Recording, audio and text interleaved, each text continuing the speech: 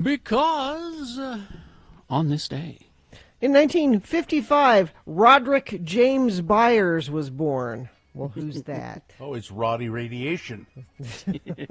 Right? You know. Roddy Radiation, not his birth name, obviously, but from the Specials. Yeah, he joined the band.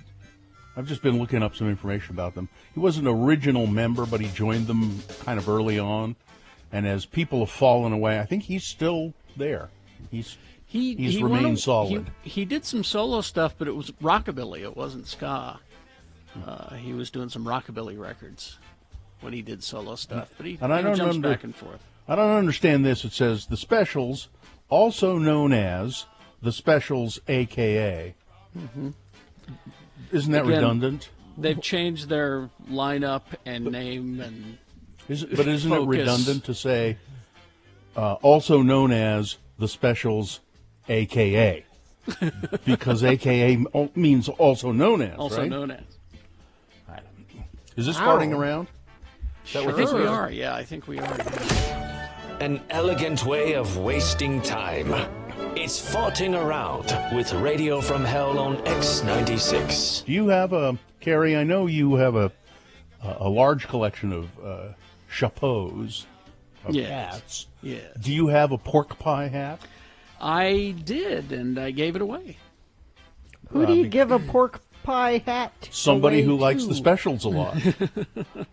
Because they wore mod outfits, pork pie hats, tonic and mohair suits.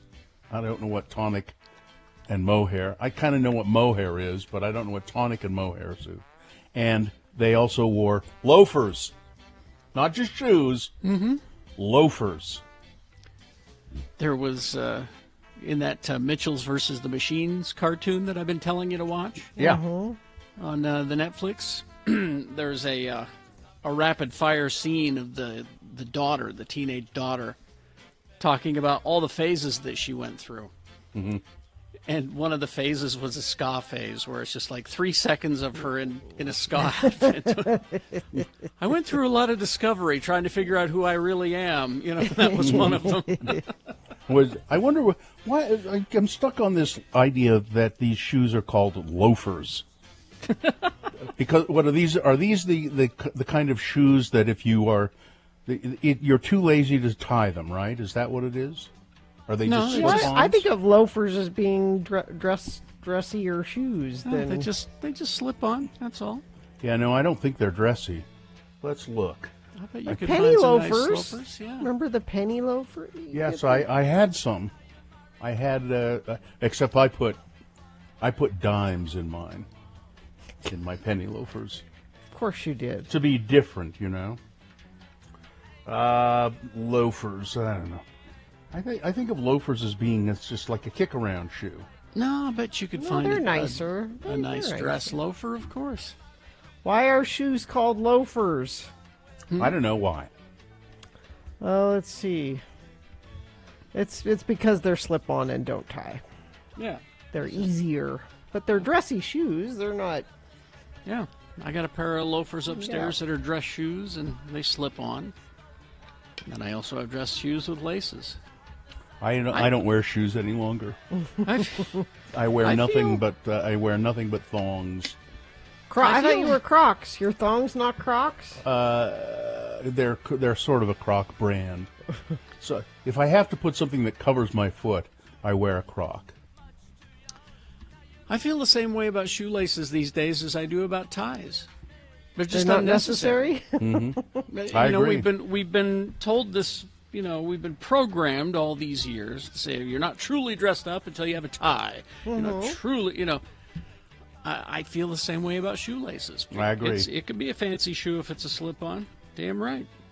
I got a pair of slip-ons upstairs that cost more than 8 pairs of your loafers. And somebody has actually asked the question enough that it comes up in a Google search. Are loafers dress shoes? Formal or Google casual? says. Google says yes. Loafers are dress shoes. Yeah, formal or casual.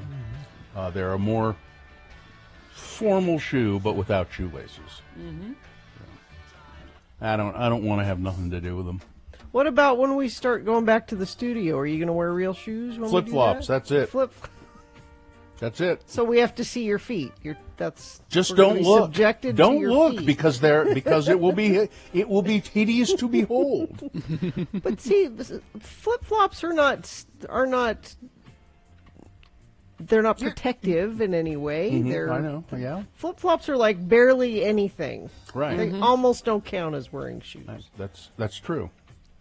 I can't think stand to that's be his barefoot. point. Yeah. I cannot stand to be barefoot. But he doesn't want to wear shoes. But I don't want to wear shoes. So they're There's the problem, and that's where flip-flops Yeah. come in. And my family, particularly my wife and daughter, but I think my son too, they go walk around the house all the time barefoot. yeah. And I don't get it, because if there's a stray piece of glass or somebody's left something on the floor that's, kind of irregular shape, they step on it, it hurts them. And it never happens to me. I wear flip-flops. Well, we do neither in our house. It's socks, specifically socks. Yeah, socks are too slippery. I'd be sliding around. I'd fall on my ass if I had socks on. My feet would go right out from under me. See, I have house slippers. Ah, Like, not socks or shoes. But there are no shoes in the house. You don't wear shoes in the house. You wear slippers, which are That never So go what do you- outside. That's the difference. Your flip flops that you. They never go outside. No, they're the house shoes. So when somebody, so when someone has to go out and empty the garbage, and they're in the house wearing their You house take shoes, them off and you put on. there are too many rules at your house. But you know what doesn't happen in my house? There's no stray glass or things on the floor to step on. We don't have glass. Gina, I have house slippers too, so I do the same thing. I could never wear house slippers because they made my feet too hot. You can get like flip-flop style slippers. But you should okay. have dedicated ones for the house, and then ones. You shouldn't wear things that you wear outside all through your house.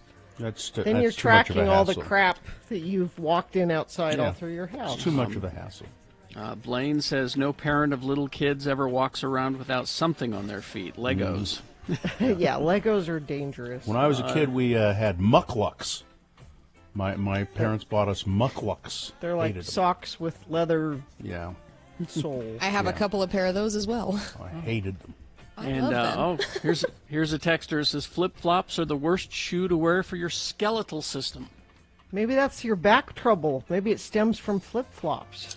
I only started wearing them when after I had back problems. So I don't know what the correlation there is exactly, but they didn't cause it. It didn't cause it, but it ain't helping. Well, it's my toes are free. I Just don't look at them. And again, I don't care that you wear the flip-flops. Well, Cool. why would you? But the whole don't look at them thing, that could be problematic. So I would just ask that anybody who has the flip-flop philosophy that Bill Allred has, pedicure. Just please clean that stuff up, all right? I am in desperate need of one. I got one on Friday. Oh, you did? It's one of the first How did that times feel? stepping out, so to speak.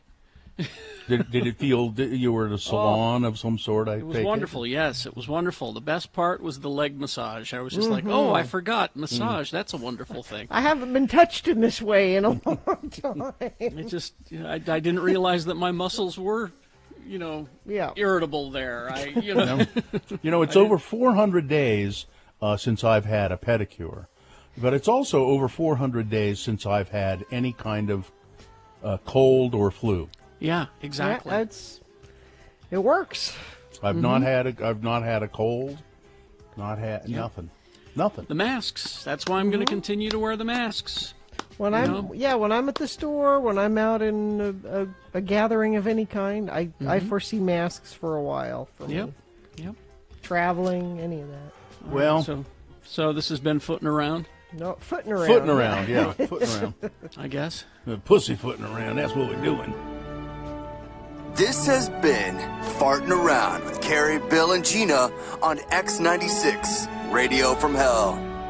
It was a scintillating conversation. Mm-hmm. I'm sure that you would like to weigh in on some of that. And you can if you check in with us at 877-602-9696. You just call us and say good morning, and we say good morning, and we ask you what you're doing, and you can tell us, or you can bring up something that maybe we neglected there in our farting around conversation. Mm-hmm. You can say anything you like, pretty much. I mean, within the bounds of taste and reason. So give us a call, 877-602-9696. Love to hear from you early in the morning. All right. We will take a break. We will be back to get this thing started and therefore over with after these. And now a message from the State of Utah COVID Task Force. Access to vaccines is expanding. The governor's announced that businesses, community groups, churches, other organizations can request free mobile vaccine events. Oh, really? They'll come to you anywhere in the state and then return for the second dose events if needed. That's the part I was wondering about. Yeah, because you have to have your 2 doses from the same place. Yeah. They'll do that. Yeah. Now, remember, masks are still required by the state in schools K through 12 through June 15th. Then there's going to be summer recess, and we'll see what happens in the fall. But children younger than 16 are not eligible to receive a COVID vaccine at this point, but it looks like maybe this week they're going to lower the age to 12. Remember to take care of yourself, still limit your group gatherings, try to stay out of big groups, don't more than 50 and you start running into problems, I think. You can find out all you need to know and more at coronavirus.utah.gov. You know what they love more than a list? What's that? A dueling list. What do you mean a dueling list? Well, I was just gonna do here these 5 health food buzzwords that are misleading. Misleading buzzwords? Well, I have 7 reasons why hotel sex can be very exciting. Oh, dueling lists. It's Radio from Hell with another list. All right. Because people love a good list. X96. All right. If you think your list is so tough, Gina, you go first. Number 1, reasons why hotel sex can be very exciting. All right. Number 1, breaks the monotony. Nothing damages sex life more than monotony, and experts suggest trying something new whenever people feel their sex life lacks luster. Having sex in a hotel room can help couples overcome their boredom of a regular sex life. Oh, yeah? Number 1, health food buzzword that's misleading. Okay. Lightly sweetened. Light is not an industry-regulated term, so any amount of sugar can be deemed light. One place you can spot this term is on cereal boxes. Lightly sweetened indeed. Lightly sweetened cereal with blueberries, 13 grams of sugar. It's a lie and it's misleading. Gina?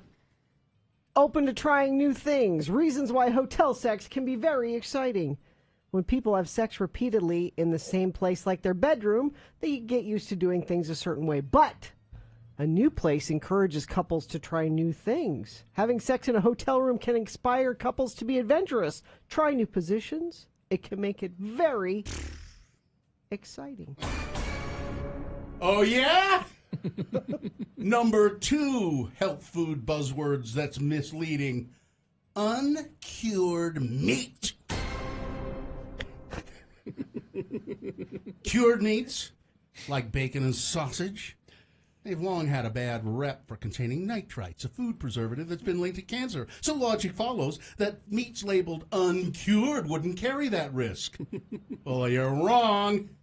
According to a 2015 Ohio State University study, such labeling, the study concluded, is unusual, confusing, and technically incorrect. That's number 2, uncured meat. Number 3, reasons why hotel sex is exciting. Free from responsibilities. You don't have to do laundry. There's no dishes to do. The kids aren't there. Somebody's got to do that. Somebody's got to do that laundry, though. That's nothing. Free from responsibility. Number 3, made with real fruit. That label makes me laugh. It's a sure sign that there's little or no fruit in it at all. And whatever fruit there is processed beyond recognition. To avoid being duped, look at the food's ingredients. They're listed in order by greatest amount to least. Where does real fruit appear in the list? It isn't near the top of the list. That's all I'm saying. That's number 3. Forbidden can be exciting. According to experts, sometimes a little amount of guilty feeling can make the experience of having sex very exciting. And if you feel guilt having sex in a place outside of the 4 walls of your bedroom, like a hotel room, it can be a very exciting experience. You know what? What? Number 4 on this list. All natural. Just like lightly sweetened, the word natural is an unregulated term, which is why so many companies have overused it. By one company's definition, chocolate hazelnut spread earned the natural label because it was made with real nuts and chocolate, even though it's essentially a jar full of sugar. What number are we? This is number 5, and I only have 5, so that's as far as you can go. So that's it? Oh, one more. Give me a knockout punch, because I don't think you're winning so far. Okay. Sex is more enjoyable when you're relaxed. Oh. You can order food to the room. Well, yeah. You don't have to leave. It has everything you want. You can order there. food to the room and then have sex with it. Oh, yeah? You can't do that at home. Oh, yeah? Sex in a hotel is it- very exciting. It's a 3 sandwich day. No help. No help, Carrie. Sorry. This is our fight. And mine, here's the knockout punch. Okay. 5 health food buzzwords that are misleading. Gluten-free. I'm amused by gluten-free on products. Never had any wheat in them to begin with. And that's where gluten comes from. Oh. Gluten-free, they put it on things that don't have gluten anyway. Gluten-free, it's just a lie. It doesn't mean that it's healthy either if it's gluten-free. Well, Oh, man.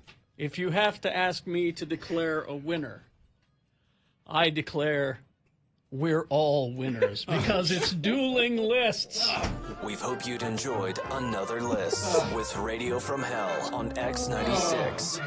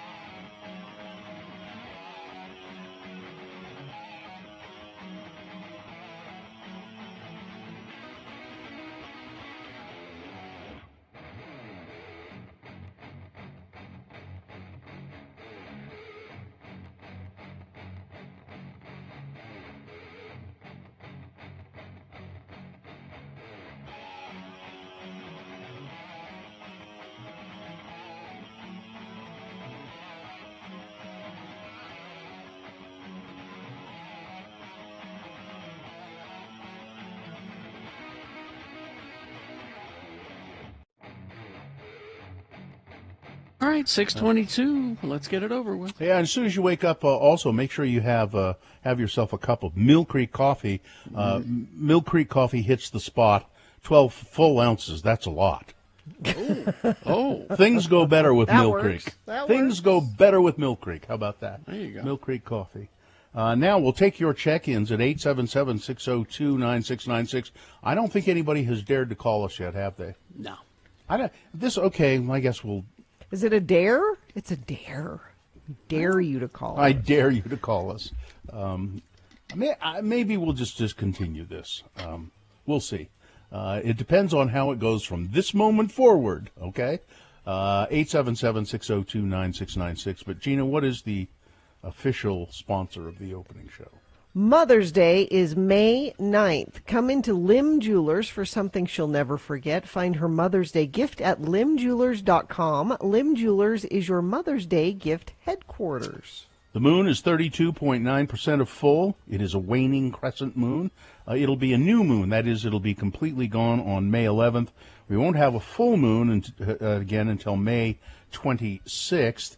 The moon will set today at 2:39 p.m. Today being Wednesday, it's the 5th day of May in the year of our Lord Jesus Christ, 2021. 412 days now we've been broadcasting with our pandemic panic motion here, where we all huddle in our homes, hide in our homes, broadcasting the Radio from Hell show to you. And this is the morning show that refuses to let Cinco de Mayo overshadow the fact that this is also National Hoagie Day. Why would they put National Hoagie Day on Cinco de Mayo? I don't know why they did it, but I think it behooves us as Americans, as American men and women, to go out and get a hoagie today. A hoagie. Yeah, it's a Which big is different sandwich, Kerry. which is different from a grinder and Well, different from a sub. It's known by many names, according to the people who put together the National Hoagie Day website. It's known as a submarine, a hero. It doesn't say grinder. But they're all the same thing. They are. Or are pretty they much. slightly different? They're pretty much all the same thing. So, the hoagies are very popular. Celebrate National Hoagie Day by eating a hoagie for at least one meal today. Oh, I love a hoagie. At least one. Well, there are At people least that'll eat one. it for more than one meal. Listen, The big enough hoagie, yeah, you don't I want to eat agree. it. You get a foot-long hoagie. If you eat that in one sitting, I mean, come on. Yeah. Cut it in half. Have one for lunch, one for dinner. By the way, this is the Radio from Hell show. Sure. Yes. Starring the Lords of Morning Radio, Kerry Jackson, hoagie lover, Oh, yeah.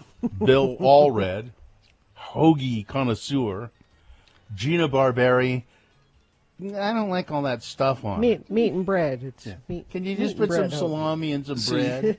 And I'm such a hoagie connoisseur. I know that it's really pronounced hoogie, but I say hoagie around the rest of you because I don't want to be looked upon as some kind of a sandwich snob. So Kerry also knows that it's really called a bagel, not a bagel, but he goes along with the rest of us. Hoagie. Katie For Short is our producer. She's in the studio in downtown Salt Lake, making sure that this nonsense runs smoothly. And Skip and Miriam helping out in the producer's booth. Now, if we will go to the phones if and somebody has called. We have Cement Dave. Mr. Cement Dave, how are you? I'm doing wonderful today. It's bright and sunny and on my way to work to deal with some issues. Dealing with issues. Cement issues? What kind of cement issues do you have to deal with? Rumor is a hydraulic line blew out and there is cement sitting in the mixer that's not getting into a truck. Oh, no. Uh-oh. Uh-oh. Well, So, good way to start the day. Now, Dave, is it your wife that made me this face mask, the Star Wars mask? Yeah, she made one for everyone. Yes. Not a Star Wars mask, but she kind of picked her fabric and made one that she thought would be appropriate for each one of you. Mine was Harry Potter. no, I don't think I've seen mine. That's because you haven't come and gotten it from You got to come and the get studio yet. It's on my desk. Katie's was a Harry Potter one. Tell her thank you for that. Yes, please. Very nice of her I to will- do that. I will most definitely pass along that graciousness. Thank you. I can't wait to see what mine is. I wore mine yesterday for May the 4th. Maybe it's Yay. flip-flops. Maybe it's I'm some sort of hoping it's a fabric with hoagie. flip-flops. No, I'm hoping it's a hoagie. It looks. I can see what else she's got. Maybe send another one. Yeah. Bill Giant is sandwich crazy, so he wants a hoagie print. Giant. Well, Dave, you better get to working on that hydraulic thing. The cement stuck in the thinger. We'll take care of that finger. All right there, Dave. Thanks, Thank you. Dave. We had another call. Who was on the other one? I didn't catch the name. Tristan is on the phone. Let's go to Tristan. Hello, Tristan. Hi, how's it going? Fine. Thanks for checking in with us. What's going on with you? I just had a litter of kittens, and Wow. I've been up since about 4 a.m. bottle feeding. Oh. Now, why are you bottle feeding? Where's Mom?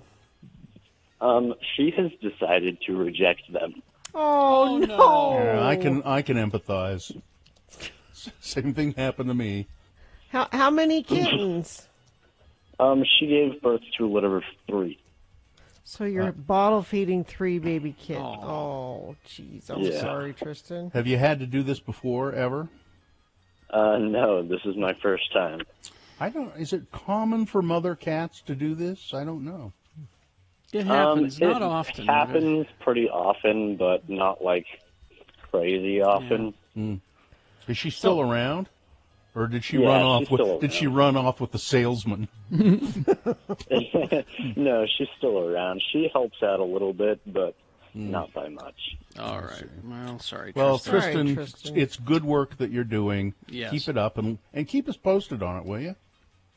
Oh, absolutely. All right. All right, See you Tristan. later. Thank you. Good luck. Thank Sarah, you. Sarah, we don't have time. I'm sorry. We are all out of time. Thanks for so- calling, though, Sarah. We really do Thank you. appreciate it. Traffic, Gina, please. Let's see if we have any issues this morning so far. Crash southbound I-15 on Hillfield Road. Left shoulder being affected there. That's the only accident UDOT's reporting. What are you reporting? How do you report? Where do you report? You text it to us. Only if it's safe for you to do that, please.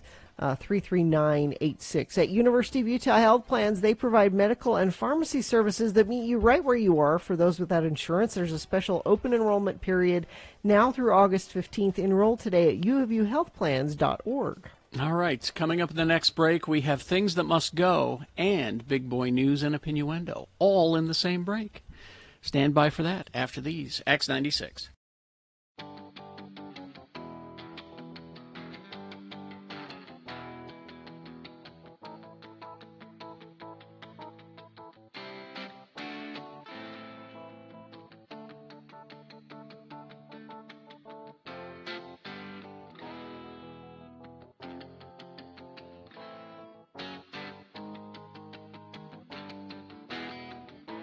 Enjoying a delicious piece of German chocolate cake pie. Exactly. That's kind of weird, Travis. Is Travis the pieman here? Hi, everybody. German chocolate cake pie. Exactly. We have an official pieman for the Yes. Radio from Hill show. Gina, by the way, I brought you your pie. Oh, It's a pie in a box. it's the McDonald's. Baked It's the apple. pie that she will eat. We know she'll eat that. You're the missing one, out. It's the one thing I have in common with Donald Trump. You're missing out. This is delicious. It's delicious. It really is, Travis. And also, Gina, since I couldn't get you pie, I got you something else. What? Well, you got me pie right there. Travis has got an. Oh, did he? Yeah. Yeah. Travis has been making stickers. Remain seated podcast stickers. Uh-huh. I Got love the graphic it. offline, was able to kind of jury rig a Aw. setup for it. So you've got some for the computer, for the laptop, for your car, whatever you want to do. I love it. Thank you. Travis, is it an Etsy store? Or where Yeah, is it's an it? Etsy store Etsy called store. Pieman Graphics, or if you search Pieman Graphics on Twitter, it now pulls up links that'll take you right where you need to go. You know, Gina, that those stickers have beard hair in them. Do they? Yeah, probably. That's okay. I'm Yeah. not going to eat them. I try to pick them out, but picking out the beard hair makes it artisanal. This pie has beard hair in it, and it's delicious. It's just delicious. Well, my boys helped me with this one, and, the 11-year-olds.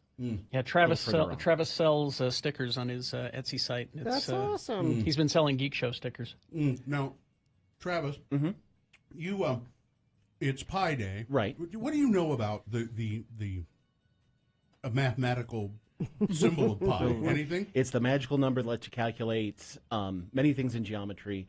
The time that they actually celebrate it today, or at least the big math geeks celebrate it today, is today at 1:59 p.m. because then you get 3.14159, which are the first numbers of pi. Wow.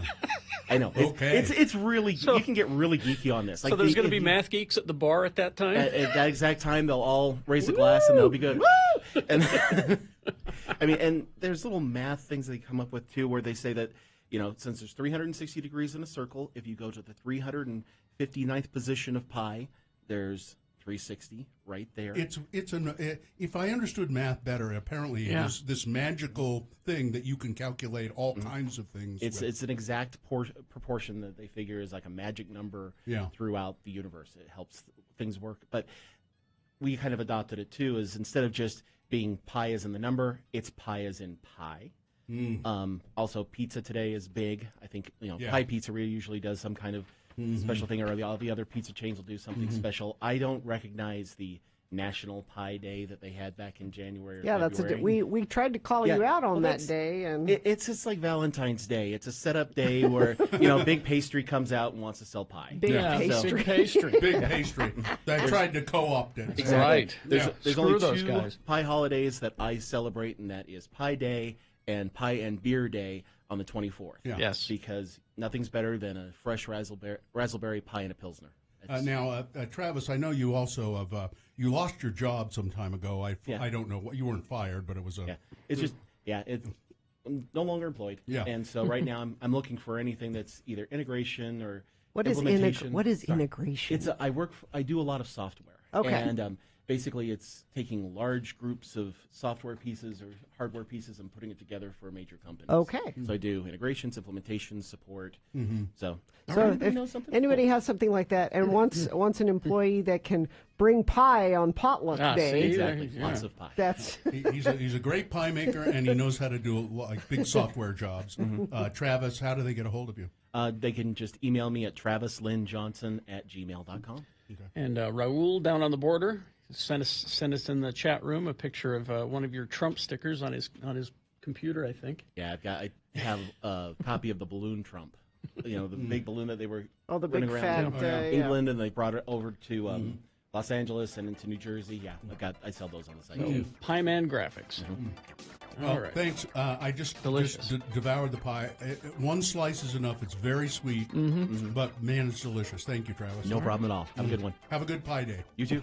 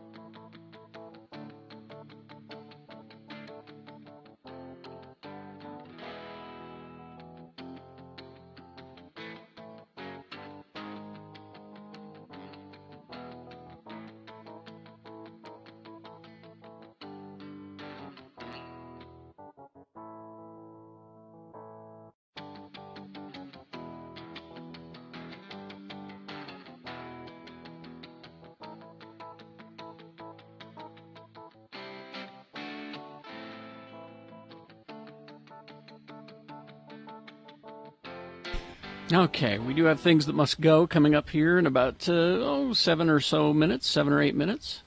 So before that, Big Boy News and Opinioendo, brought to you by Jiffy Lube Multicare. Get services on brakes, batteries, spark plugs, and more. Visit JiffyLubeUtah.com for services, locations, and special offers anywhere is possible with Jiffy Lube. I suppose we ought to reiterate every once in a while, although it will become abundantly clear, what opinioendo is. Well, it's a combination of opinion and innuendo. Yes. After reading that so many people are moving here to the state. Yeah. So much so that the legislature is concerned that their opinions may influence us here in our little burg. Yeah. They need to know what opinioendo is. That's right. So it's we do the news, we express our own opinions, and we lace it with all kinds of subtle and sometimes not so subtle innuendo. All right, opinioendo. Sean P. Diddy Combs. Now, how many names has he had? Well, he's been so Puffy. many. He's had Diddy, I've given Puffy. up. Well, he's changed his name again. You changed your His name is now Love. He said. Wait, his whole name? Is he like Prince? Yeah. What? Now his birth name, of course, is Sean John Combs. Okay. He has officially changed his name once again. This time, swapping his middle name for Love. I guess it's Sean Love Combs. Can you just do that? Does he go to court every time and officially I'm going to officially change my name? Yeah, he posted a photo of his Florida driver's license on Instagram, which showed the name change. Look what I just got in the mail today, he wrote. It's official. Welcome to the Love era.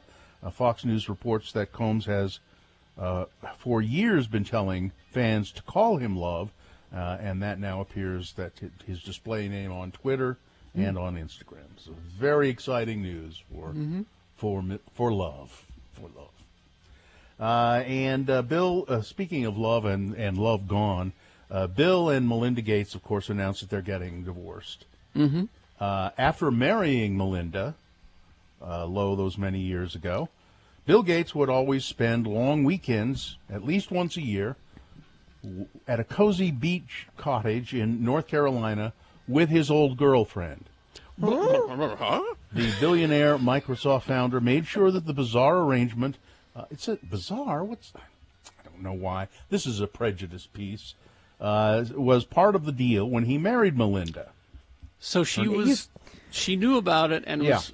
You can marry me, but you have to let me at least once a year. We can play putt-putt while discussing biotechnology, Gates said of his private getaways with fellow nerd techie and ex-girlfriend Anne Winblad, who is now happily married to actor Kevin Kline's detective brother Alex Kline. What? Wow, this is... So at least once a year. So that was part of the deal, and she signed off on that. Yeah, she did. She also he didn't marry Melinda until the old girlfriend. The girlfriend said, "She's okay. I approve of her. She's good." All right. So billionaires, so like us, right?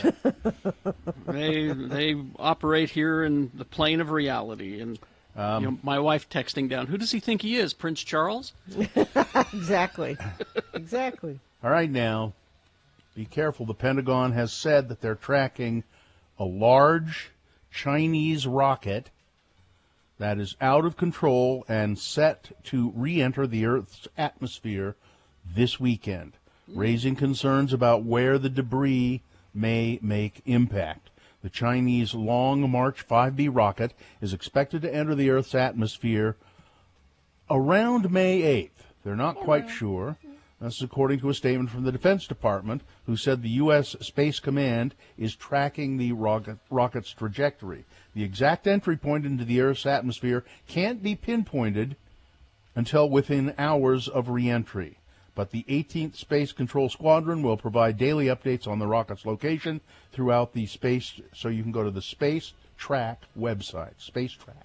Can't we fly Bruce Willis up there to blow it up before it hits the Earth? That'd cause Armageddon, wouldn't it? No, that was another announcement that NASA made, was that if an asteroid like that ever came, they've been running scenarios, like thousands of scenarios about how to stop it, and they said, I think it was this week, we can't. In this particular thing, this rocket was used by the Chinese to launch part of their space station last week. Most of the space debris objects burn up in the atmosphere, but this is a big So thing. It's that big. Okay. It's huge. And they don't have like a continent or anything idea that not yet. So they say it's huge. It still will start to break up in the atmosphere, but it won't burn up completely. And the only thing we have on our side is the fact that our planet is covered about 70% covered with water. Which is why Aquaman is so pissed at us. But that's another story. But just I don't know. Be aware of the fact that you may get hit in the noggin with a piece of rocket. It would just be my luck. It would be my luck that it would. Yeah. In much of the developed world, vaccine orders are soaring into the billions of doses. COVID-19 cases are easing in the developed world. Economies are poised to roar to life, and people are busy lining up summer vacations. In many less developed countries, however, the virus is surging on, sometimes out of control, while vaccinations are happening far too slowly to protect even the most vulnerable. boy, what was the figure? There it is. COVID is killing 120 people an hour in India. Wow. And it could stay really grim for months, according to experts. 120 people an hour. Salt Lake City is if you go out into the city today, if you look out, Katie could probably see this. The city's really spruced up. It's really looking tidy. Yeah, it's looking really tidy. It's looking really ready because First Lady, excuse me, you don't call her the First Lady. What do you call her? Yeah, she's the First Lady. What else would you call her? Oh, I'm sorry. I was FLOTUS. thinking Joe was still the vice president. No. Uncle Joe's wife, Jill. Come on, Dr. man. Jill. Dr. Jill. She is going to be here in Salt Lake today. It's Jill Biden's second trip out west in less than a month. She will focus on students, educators, frontline workers, and members of the Latinx community. It's a whirlwind visit. She'll go to Glendale Middle School. Now, most of the kids will be learning online. They'll be at home. However, there are going to be probably about 20 students there who are part of an after-school program. And then she's going to a vaccination clinic somewhere on the west side. It's you remember when Melania Trump used to do all these kinds of Oh, yeah. She used to tour all the time. Do these kind of personal outreach Yeah, visits you to betcha. communities. Read to kids. She would read books to them. Really, I really liked that about Melania, and I'm glad Jill is considering. Ask them what they want to be when they grow up. Things like that, Yeah. All the brothels in Nevada are set to reopen. It's been a year. They've been closed down, but Do you have to wear a mask? Are they going to require masks? State legalized prostitution in the brothels. Only certain counties allow it. Sex workers, it says no. No masks, but do you need the proof of vaccination? I would think. It says that, vaccination is widely available. Safety is more assured. Sex workers believe that the business will return, but they aren't taking chances. They plan to offer deals to entice more hesitant customers through the door. Well, but that doesn't say whether. I would, I would require a vaccination proof, frankly. I think you ought to have to wear a mask too. Yeah, but I'm not running them, and our old friend is dead. Dennis Hoff. Dennis Hoff. I shouldn't say old friend. Our old person we talk to once in a while. Yeah, the guy who would call the station every now and then and talk to us. Yeah. Let's see. I think that's about it. Anything? Oh, and Facebook. There's a board of experts, and they're we'll know in about 15 minutes from now. Yeah, they're considering whether to let Donald Trump back on Facebook. They will. They will let him. Why do you think so? Because it's Facebook. Well, I saw an editorial that said, the Silicon Valley insiders all say that they're going to let him back on. But I saw an editorial from somebody who said, even if he doesn't get on or does get on, the true winner in all of this, Facebook. No matter what, Facebook wins because they can be seen as, yes, we're putting a stop to, or yes, we're enabling free, and, so they win regardless. Now, Again. They claim this is an independent commission. They claim. Made up of, former journalists and ethicists and things like that. So, all right, that's it. Sports, weather, traffic? Yes. Well, a New York City radio host has defended his interview with the Jets' new quarterback, Zach Wilson, Utah's own Zach Wilson, 21-year-old Zach Wilson, about his, quote, really hot mother. Now she is. She's attractive woman. She's a very attractive woman. Okay. And apparently she's the toast of the NFL because that's all anyone wants to talk about is mom, who's an Instagram influencer. Oh, really? Because if you're a mom in Utah and you're attractive, you're an Instagram influencer. So, She so also we might has say Zach's mom has really got it going on. Yes. I don't. If you go to x96.com/live, there's a picture of her there, and she is in fact very attractive. So, but Zach says I wish people would not focus on my mom. She's not that attractive. He said I'd like to keep her out of the spotlight. She's an awesome lady, and I love having her support. She's an Instagram influencer, and she has a cooking show. But you want to keep her out of the spotlight, Zach? She's put herself in the spotlight. He wants to keep her out of the NFL spotlight. Oh, it's my spot, Mom. This is my spotlight. Get out of my spotlight. The Spurs are at the Jazz today. That game is at 7 p.m. I know Bill will be in the front row because he's back on the bandwagon. Go Jazz. Weather, it's just getting warmer. 71 and sunny for a high today. Tomorrow, 86. Very, very nice, warm and sunny through the rest of the week. Carrie, somebody's paying for that, I think. Damn it. Oh. I'll bet it's Scott Hale. It is Scott Hale, but it got pushed down, and now I can't find it. Damn it. Well, how about we do that after here it we is. do... Oh, okay. I got it here. All right. Let's see. During the month of May, get a professional AC or furnace tune-up for only $29 with Scott Hale Plumbing, Heating, and Air. Call 801-264-HALE. All right. Things that must go, brought to you by... Ameritech College of Healthcare and SWIG are offering every nurse in Utah a free 24-ounce drink or cookie from any SWIG location on Thursday, May 6th. Thank you. Things that must go on the radio from Hell Show. These are things that are bugging you, dear friends of the program. You really wish these things would disappear from your life. And so you send them to us in the form of an email, radiofromhell@x96.com. And the hope is, if we read your must go on the radio, it will disappear from your life. But at the very least, it might make you feel better about the situation. Mm-hmm. I'll start today. I have one of my own. Something that must go is when you have a device like an Alexa or a Google Home or whatever, and in my case it's a Google Home, and so I say, and I'm not going to say it because it's right behind me and it'll come to life, but you say, hey, blank, and then you say, play CNN audio. And it starts to do that, but also your phone has the same assistant on it, and it starts to do that as well. That is so irritating, I can't stand it.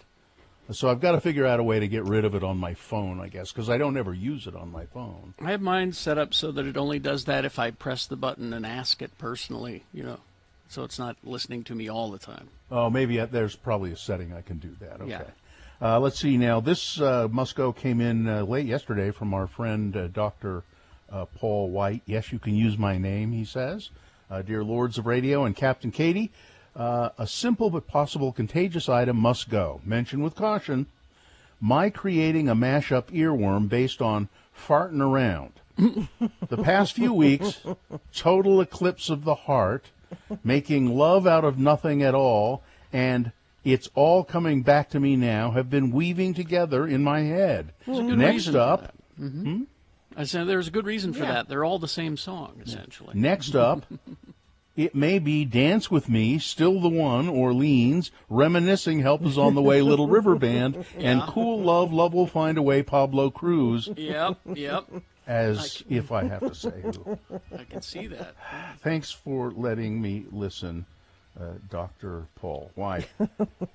Let's see now. I have some others here. This one says, something funny just occurred to me after seeing a kid at a public restroom.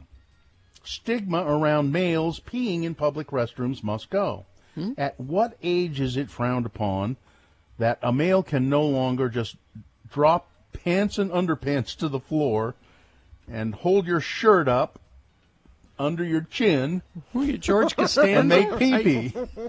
Because that's what he saw this little kid do, and he's asking at what age? You see little kids do that. They just pants to the ground, shirt up.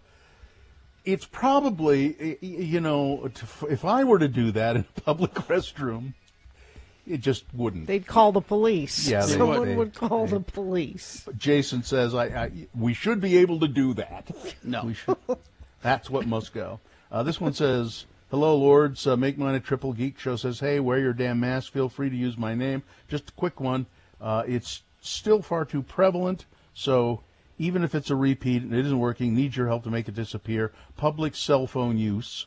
Mm-hmm. I have to listen. If I have to listen one more time to both sides of a phone conversation, audio or video, in a retail establishment, I'm going to lose it. People walking through the store, not only talking so loud I can hear them from a mile away, and yet they have the speaker on their phone, and it's got to go, says Brent. And then this one finally, hi, Carrie, Bill, and Gina. My things that must go are neighbors allowing dogs to bark loudly after 10:30, burnt toast triggering the smoke alarm, not being able to find parking without driving over the curb at the garage on Beck, having to resist the urge to stuff speeding tickets, credit card statements, and calculus homework down certain motivational speakers when preaching without limits, I don't know what that is, mice in Gina's property, stealing peanut butter, and my car covered in pollen. These things must go. Thanks, Tony.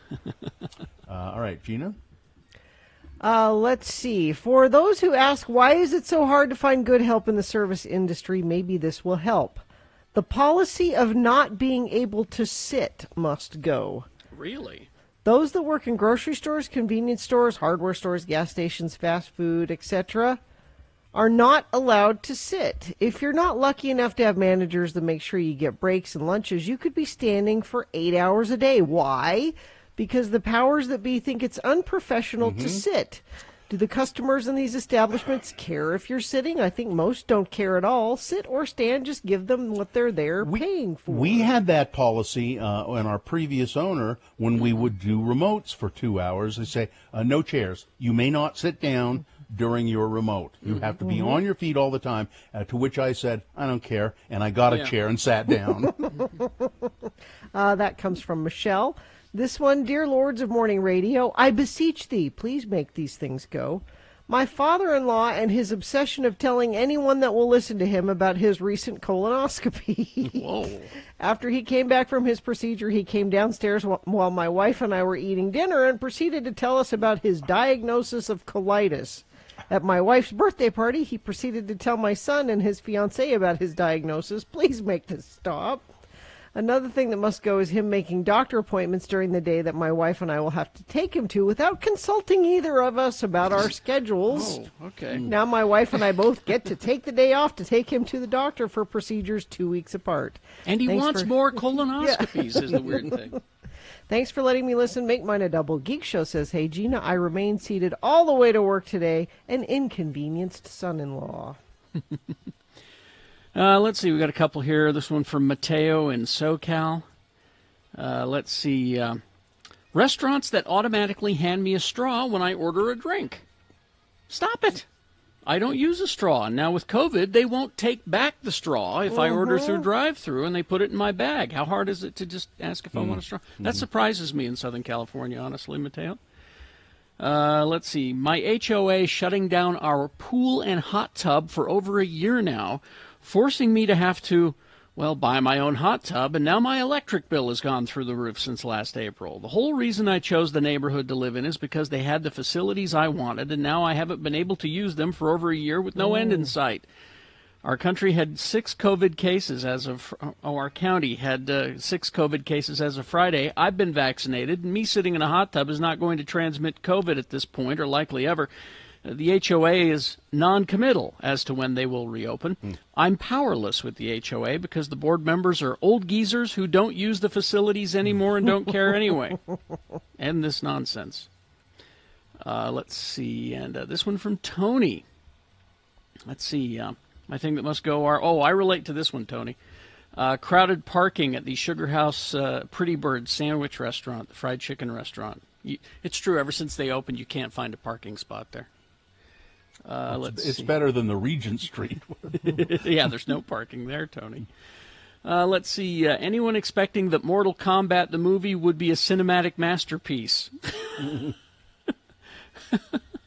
And finally, having to explain to the drunk girl why the Chinese man from the island of Macau can speak perfect Portuguese to the bikini model from Rio for the third time regarding the Mortal Kombat movie. Thank you for letting me listen, Tony. Things that must go on the radio from Hell Show. Traffic. Crash I-15 southbound Hillfield Road in Layton. The cars on the right shoulder. Traffic has a bit of slowage in the area. Crash eastbound I-80 Parley Summit. Cars are on the right shoulder. Doesn't look to be causing any delays there because there's not so much traffic going through there right now. And what do you see? You can text it to us if it's safe for you to do that. 33986. All right. We will take a break. We will be back. We have, Mayor Mendenhall on the phone, Mayor of Salt Lake, after these. She wants to talk about the announcements that she made last night. Comment on those. Big Boy News, Opinioendo. Boners Round 1 coming up as well. And we begin our questions of Dr. Cobble. Yes, he's a doctor. He's not your crazy uncle on Facebook. He's here to answer your questions about the virus and about the vaccines, all coming up. So get your questions ready at about 7:50 is when we're going to do that. KXRK Provo. From celebrities to moms right here in Utah, more and more women are consuming their placentas in pill form. Don't do that. Listen, I want you to hear these. Wait, don't go on. Even if there's something about eating your placenta, you would have to do it the way your dog does it when she has puppies. Yep.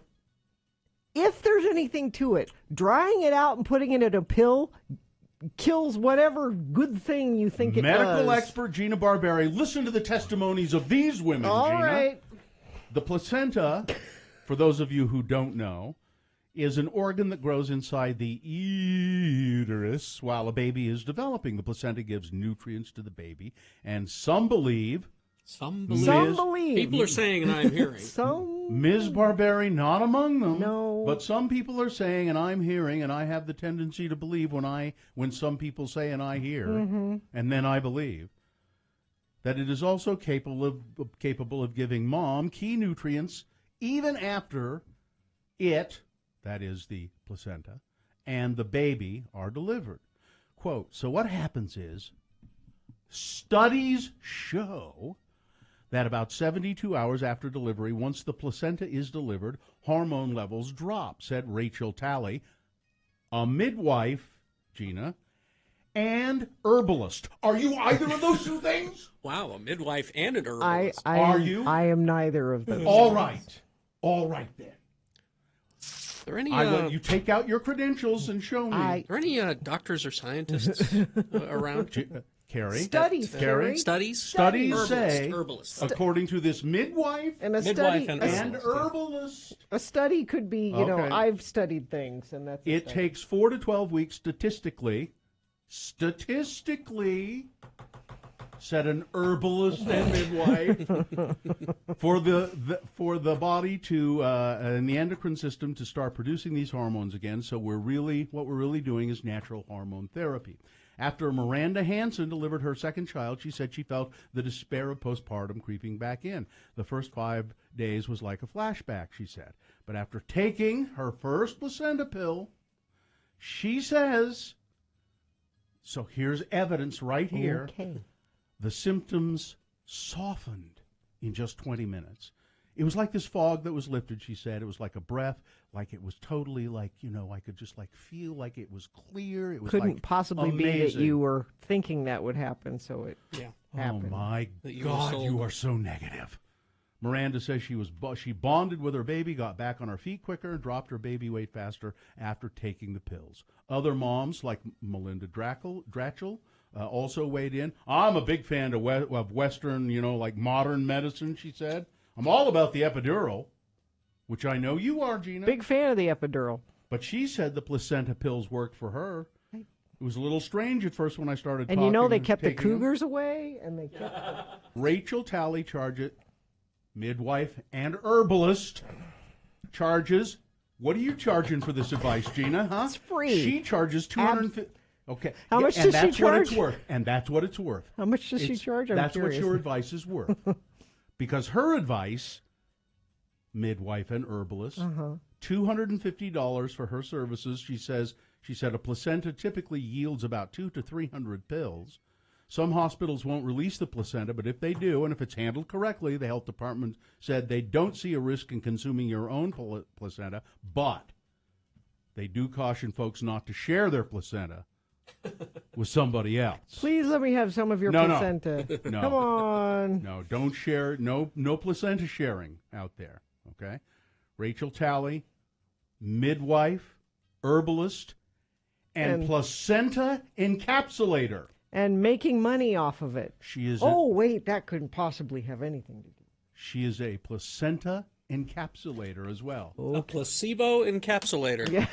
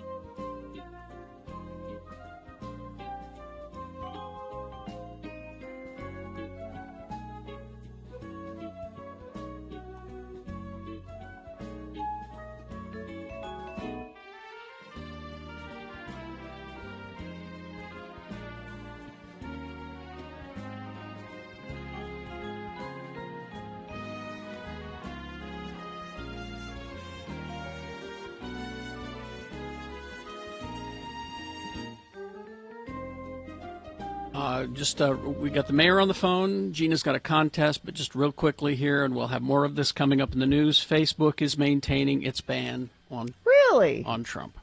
Well, so that's good coming news. up in the news. Just we'll get to that on the way. Contest, Gina.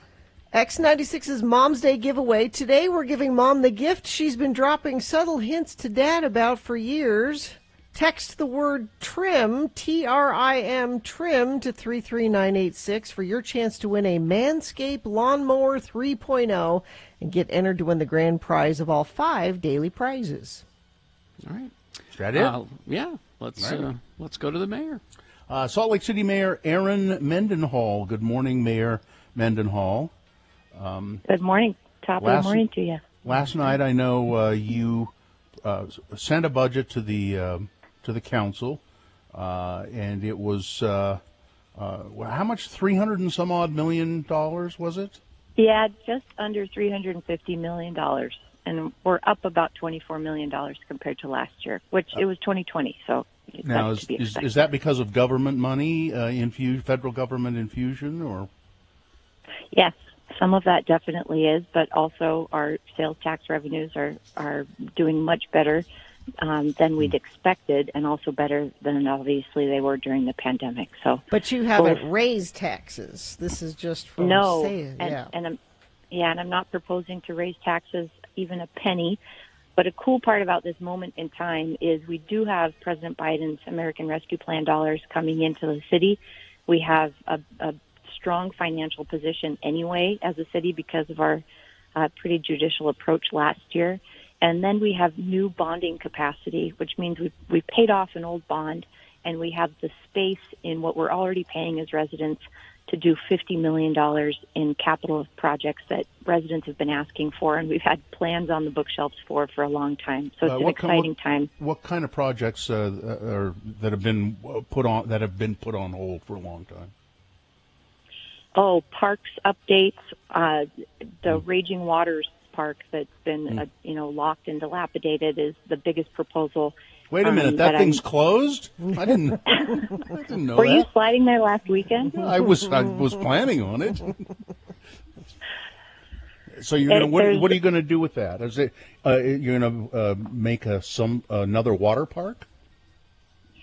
No, not at all. It's time that our west side has the kind of regional park asset that Sugar House and Liberty Park is, and that's land that we actually acquired through a grant from the state government that requires it to maintain as a park.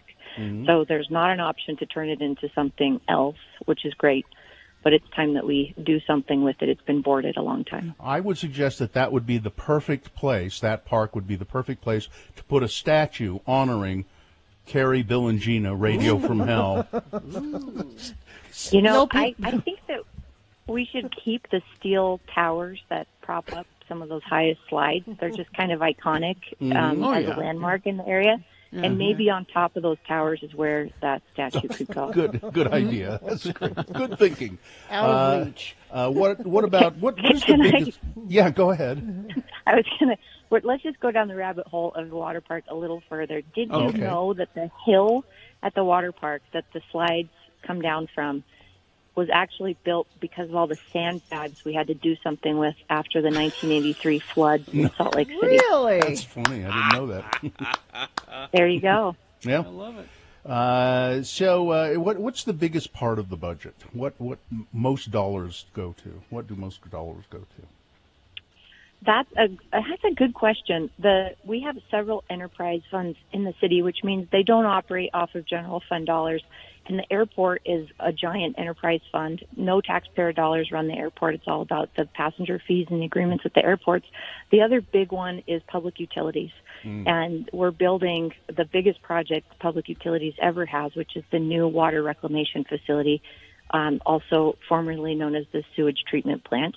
And that's because of the federal regulations about what content should or shouldn't be in the water after we clean it have become much more stringent. So that's over $200 million project that we're doing. It should be zero content.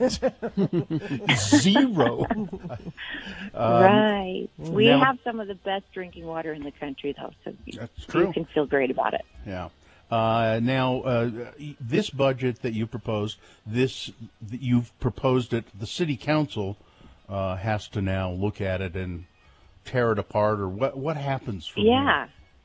Well, this is where the fun begins. So at the first Tuesday in May is when every mayor who's on a fiscal budget presents their recommendations to the city council, and then they get until the middle of June to look at it, debate it, put it back together in whatever form that they want. But we have this unique opportunity to do some things, as I said, that have been on our books for a long time. But more importantly, we've been saying for the whole year, we don't want to go back to the way things were. We want Salt Lake City, and we believe Salt Lake City must be more equitable and have more opportunities for success for all of its residents. And this funding, these three streams of funding coming together, are going to help us to be able to do that. Excellent. Right. Now, are you have you got your nice clothes on? Are you going to go meet Jill Biden today?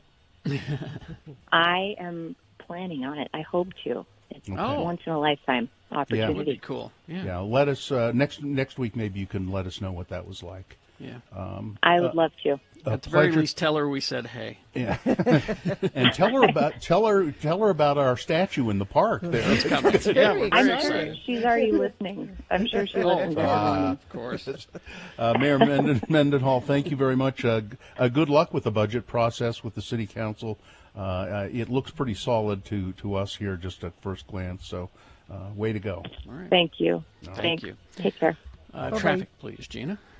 Yes, we have crash I-15 northbound just before the exit ramp to 6th North in Salt Lake. All the vehicles are on the right shoulder. Doesn't seem to be causing much of an issue there. And that's the only thing UDOT's telling me about. What are you telling me about? You can text it to us, 33986. All right. Boners round 1 coming up here. The candidates you will be considering. Number 1, next time, try stealing something you can handle. Number 2, I'm a disruptor. And number 3, an example of why we need to be taught about systemic racism. Ah, okay. Round 1 of your boners, big boy news, all coming up after these. Stand by. Now a message from Brent Scott Realty. You know, I talked with Brent Scott on the phone the other day. You know, and you hear his ads, and you don't rent. Talk to Brent. If you can possibly qualify to buy a home, do it. Don't rent anymore. And Brent Scott is the guy who can really help you do it. Brent wants to make sure that you don't rent. Don't rent. You talk to Brent. Homes are hard to come by right now. It's a feeding frenzy out there. But Brent Scott is the guy who can help you buy a new home. Now, all you have to do is call Brent Scott. He has helped hundreds of people get their homes. Don't throw good money down the drain when you can be a homeowner today. Rates are still low. Brent can help you find the home you need. Call Brent today, 1-877-BRENT-41. That's 1-877-BRENT-41. Don't rent. Talk to Brent. Now, I got a DM'd by Chainsaw Guy because he's right outside. You might be able to hear chainsaws and beeping and worker guys outside my house chopping up trees. And he said, I'm right at, he said, can I come in for a drink? I'm thirsty. Don't worry, I'll wear my mask. And if you guys don't mind if I bring him in for a minute. Just he wanted to say hi. Well, okay. Is it safe? I mean, well, can I see him? Where is he? All right. Go to x96.com/live. You can I can't see him. Where is he? He's right there. What? Oh, there he is. He's apparently at Carrie's. How can you tell with the split screen technology? I'm not. Wait a minute. He's in my house. That's Chainsaw Is that your Guy house? at my house. Yeah, sure. Sure, as far as you know. Okay. Hi, Chainsaw Guy. There. I'll bet he's been really busy, haven't you, Chainsaw Guy? Yes, I have. Wait a minute. There you go. That's right. I've been really, really busy. You know, people have been telling me all the time about, they say, hey, Chainsaw Guy, a bunch of trees came down in the big windstorm. What should I do? And I said, well, you just get a chainsaw, you know? Well, it seems pretty easy, doesn't it? What I did, I just got a chainsaw, yeah? You know what I do? I call somebody who owns a chainsaw. I call a friend who has a chainsaw and have them come over and do it for me. That's right. And don't call me, though. I'm too busy.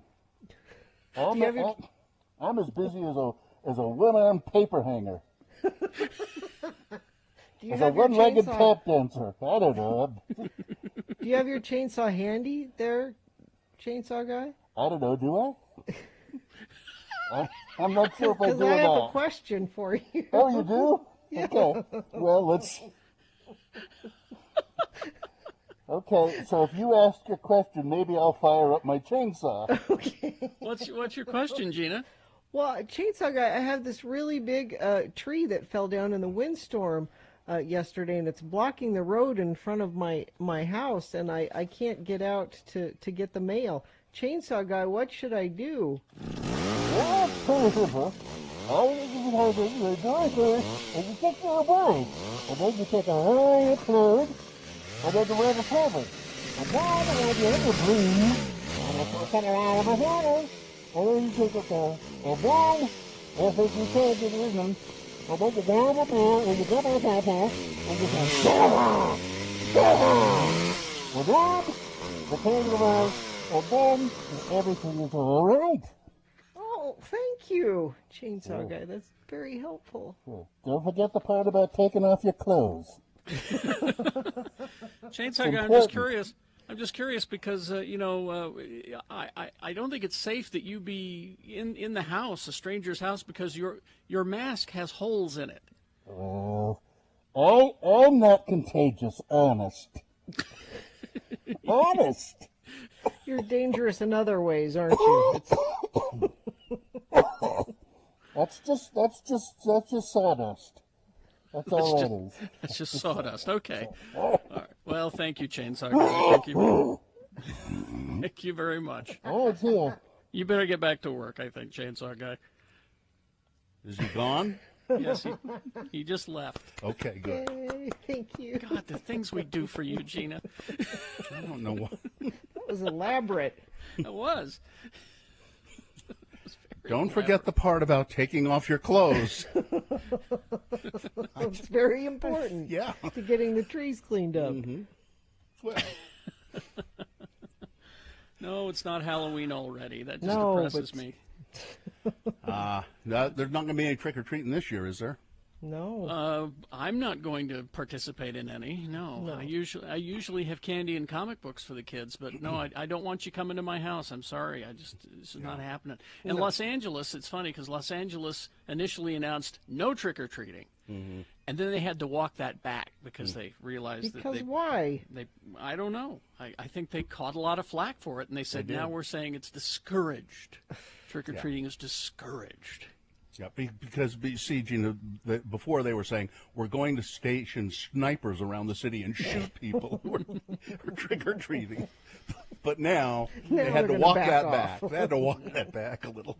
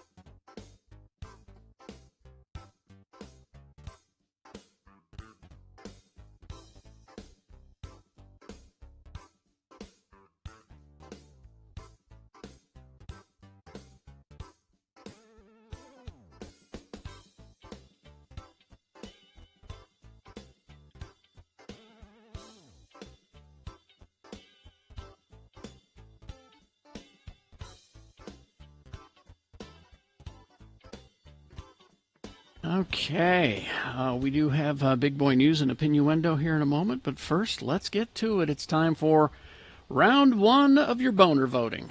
Presenting to you now 3 news stories. These are examples of bad, stupid, or funny human behavior. You will decide with your vote of these 3 candidates which one is the worst, which one deserves to go forward to Boner Fight and possibly become Boner of the Day. Winning here does not make it Boner of the Day yet. Winning here secures it a spot in Boner Dome.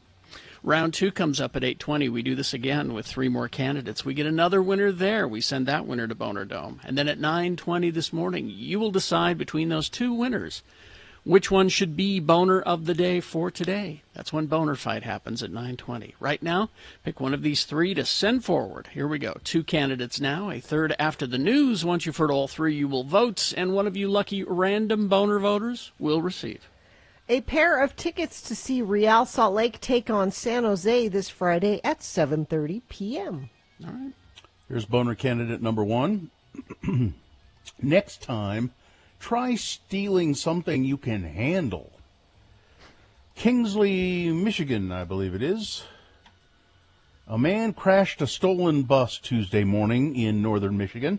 Police said the 24-year-old man got on the Bay Area Transportation Authority bus that was parked at the Northland Food Store in Kingsley.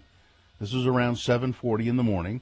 He grabbed a fire extinguisher that was on the bus, causing the driver to leave the bus because he was afraid that he would either be hit with the fire extinguisher or sprayed with the fire extinguisher. So the driver gets off the bus, starts radioing for help. The man, as the driver was radioing for help, the man fled in the bus. He's trying to steal the bus, but was hit by a car as he was attempting to turn onto the M113. The woman driving the car involved in the crash with the bus suffered minor injuries. Police said the 29-year-old Manton woman was driving the car involved in the crash. She suffered just minor injuries. The man who stole the bus, not injured. And there was nobody on the bus except him. So he stole the bus, tried to take it out of the parking lot, was so inept at it that he didn't get any further than that. If next time, man, steal something you can handle. Yeah. Or let the pigeon drive the bus. He knows how to drive the bus. Don't let the pigeon drive the bus. Oh, he's an excellent driver. Don't give the pigeon a hot dog, and don't let the pigeon drive the bus. Here's boner candidate number 2. I'm a disruptor. Caitlyn Jenner has released her first campaign video describing herself as a disruptor in California's possible recall of Governor Gavin Newsom.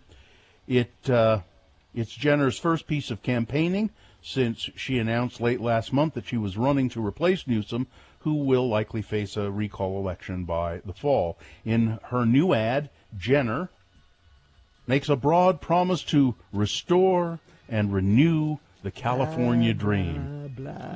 Also, by the way, in the release about her running for governor, declaring her candidacy, they misspelled her name.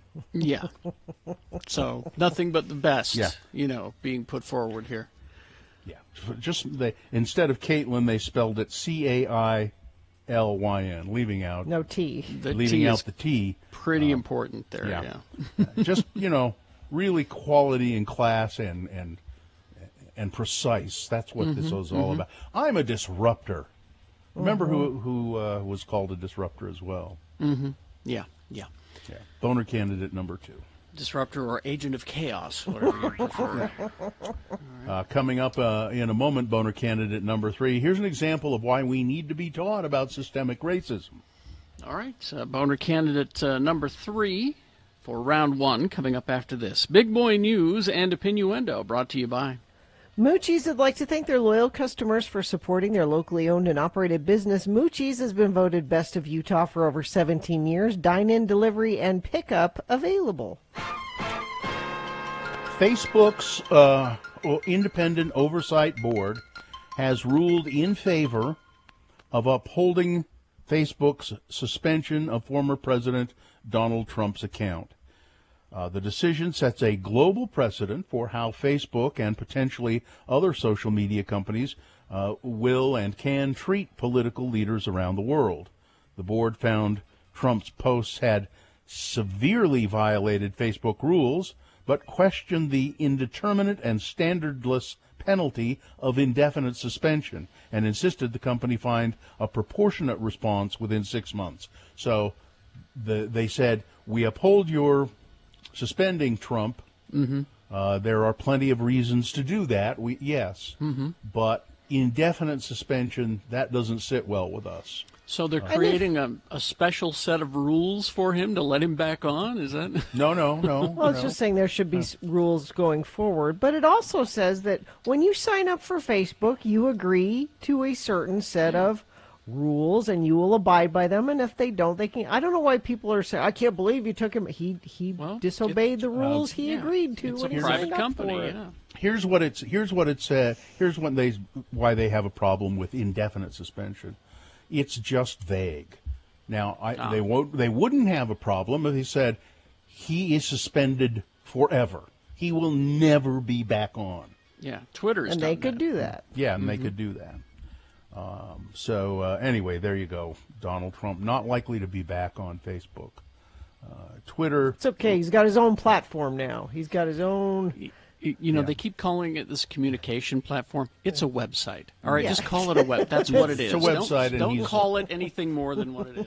And he puts out a bunch of crap on it. Yeah. So Bill Gates' divorce, when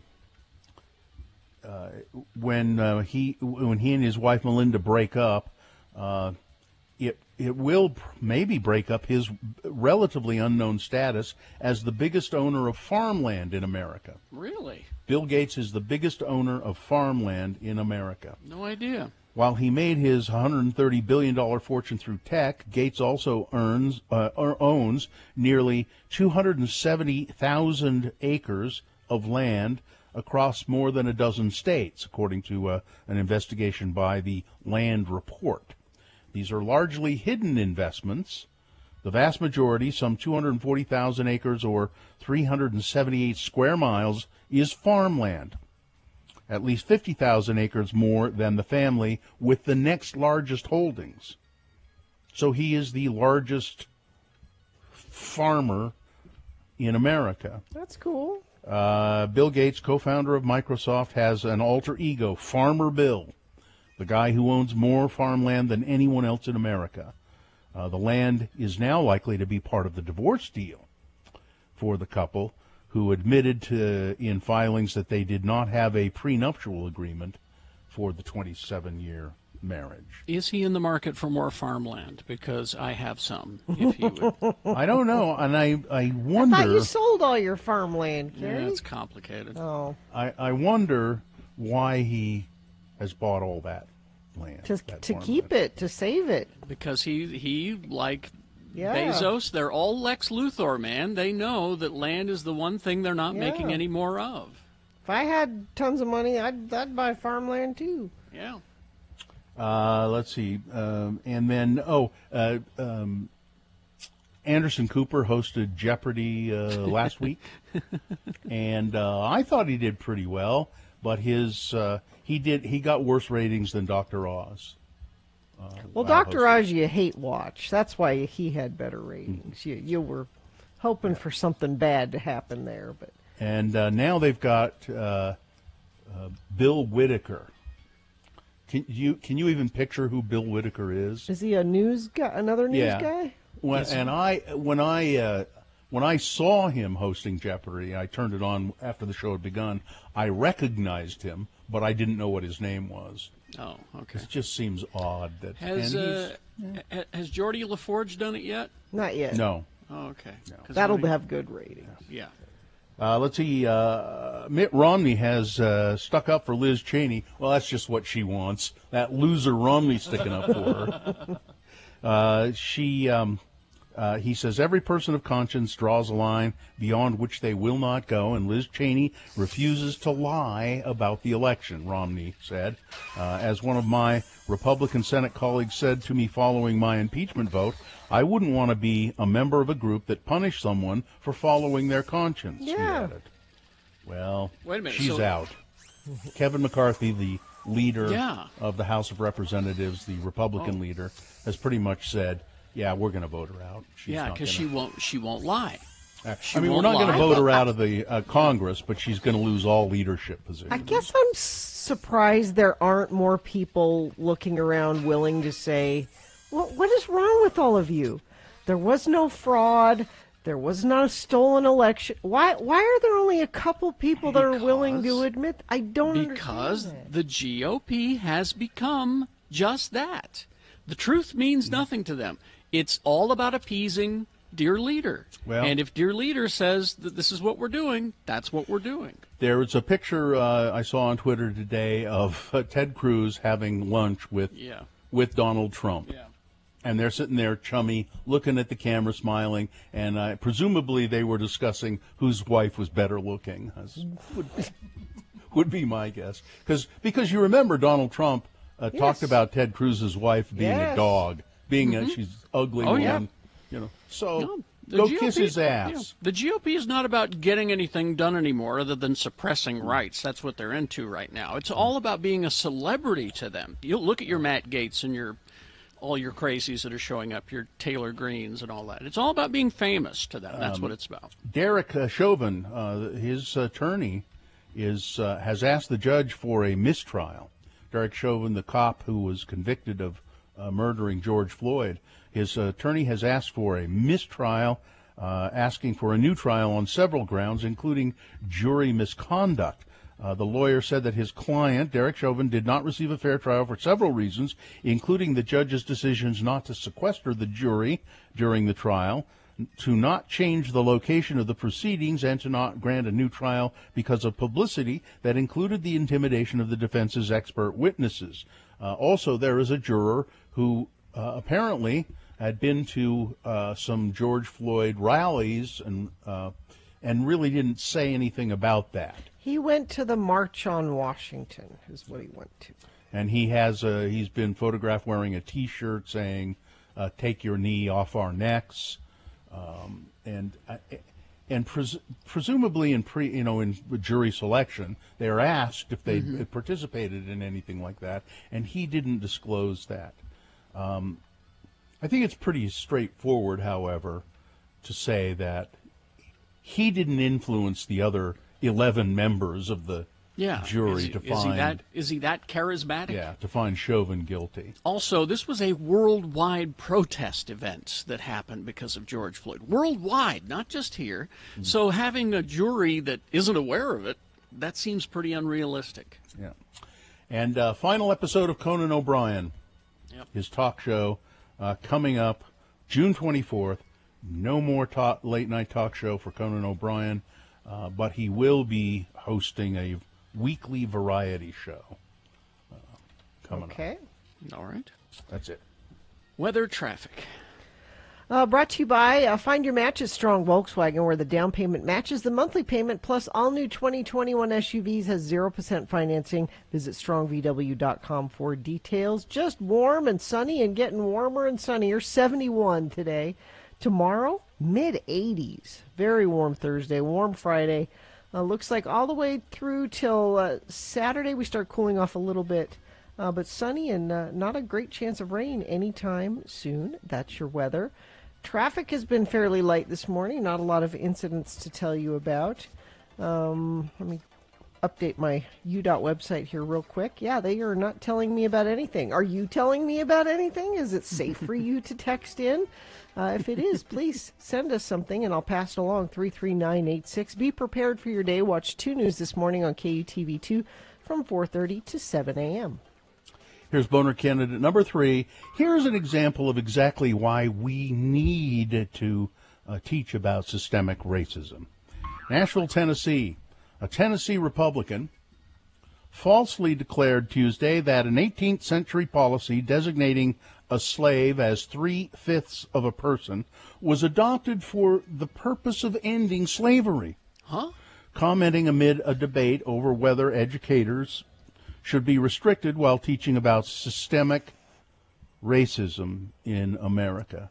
During lengthy debate on the Republican-controlled House floor, several black lawmakers expressed concerns about the bill's impact on how subjects would be taught in school, specifically highlighting the 3/5 compromise. Now, the 3/5 compromise was made with the South during the nation's Constitutional Convention in 1787. And it classified that 3/5 of a state's slave population could be counted toward its total population when apportioning taxes and states' representation in Congress. It was a concession to the southern states during the time of the Constitutional Convention, because they didn't want to ratify the Constitution, because the Constitution sort of said that slavery was terrible, even though there were, Jefferson was a slave owner, but he realized that slavery was not conscionable, and the Constitution was kind of written that way. Well, the South didn't care for that, so they said, "Okay, look, if we can keep the Constitution the way it is, you guys can claim 3/5 of your slave population for in turn." And what that did was made the South very strong. It gave them an undue influence over presidential elections, for instance. It wasn't put there for the purpose of ending slavery. No. This guy's saying, we were trying to end slavery before Lincoln ever came along. That's why we did. That's not why it was there. This is somebody who was given notes from a pundit and hasn't actually read a history book. Boner candidate number 3. Here's an example of why we need to be taught about systemic racism. Yes. All right. Let's review the first 2 and vote. Boner candidate number 1. Next time, why don't you try stealing something you can handle? A Michigan man stealing a bus from a grocery store parking lot and crashing it almost immediately while trying to flee in his stolen bus. Boner candidate number 2. I'm a disruptor. Just the whole idea of Caitlyn Jenner running for president to begin with, but the fact that in her first campaign release misspelled her name. Come on. And Boner candidate number 3, an example of why we need to be taught about systemic racism. Okay, here we go. You've got to decide of these 3 candidates, which one is the worst? Which one deserves to go forward to Boner fight and possibly become Boner of the Day?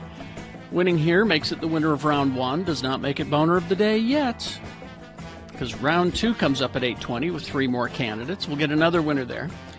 And then we'll take both of these winners and put them against each other. You will decide who Boner of the Day is between the winners of round 1 and round 2. That happens at 9:20 with Boner Fight, okay? So right now you got to pick a champion from this round 1, to send forward. 1, 2, or 3. Remember your candidate number, the one that you think should win. Put that single digit in the message of a text and then text that to 33986. Easy to do, all right? Or you can call the producer's booth in Salt Lake at 877-602-9696. Use your voice to vote. Or go online, x96.com. Look for the box that says Boner Voting, May 5, 2021, and vote there. If you don't see that box, refresh your browser. It should appear right away, and you can vote online. You have until the end of these messages, so let's go. This is round 1. All of the Beat Gina topics have been specifically chosen for their relevance and entertainment value, and all of the answers have been thoroughly vetted and researched, and anyone who says different is itching for a fight. And now, let's welcome the host of Beat Gina. He's the sharp-witted and fashion-forward man of the hour, the one and only, because they broke the mold when they made him, Kerry Jackson. Thank you, Johnny. You're welcome, Kerry Jackson. Thanks for coming up out of the basement to keep score with us. You're welcome. Every Thursday. My pleasure. All right, let's. We do have a full phone bank, but during the break we talked about who we're going to pick to be a contestant, and Gina has decided that Hank is going to be the contestant. Thanks for the other 2 people who called. We appreciate it. Hank said that if Gina beats him, that he will go to Squatters, just a block away from us. Moochie's. There, Moochie's. Oh, was it Moochie's? I thought it was Squatters. Moochie's, Moochie's, meatballs and more. Several locations of Moochie's. Yes. Several locations of Moochie's, meatballs and more. All right. Well, thank you, Hank. All right, Hank. The movie is Hocus Pocus. That's the trivia topic. And how we determine who goes first is a simple coin toss. So I would like you to tell me heads or tails, and I'll use the coin toss app to determine it. Let's go heads. Heads. All right, let's see what happens. All right, coin toss app says heads. You go first. Oh, man. That gives you an advantage in the game, Hank.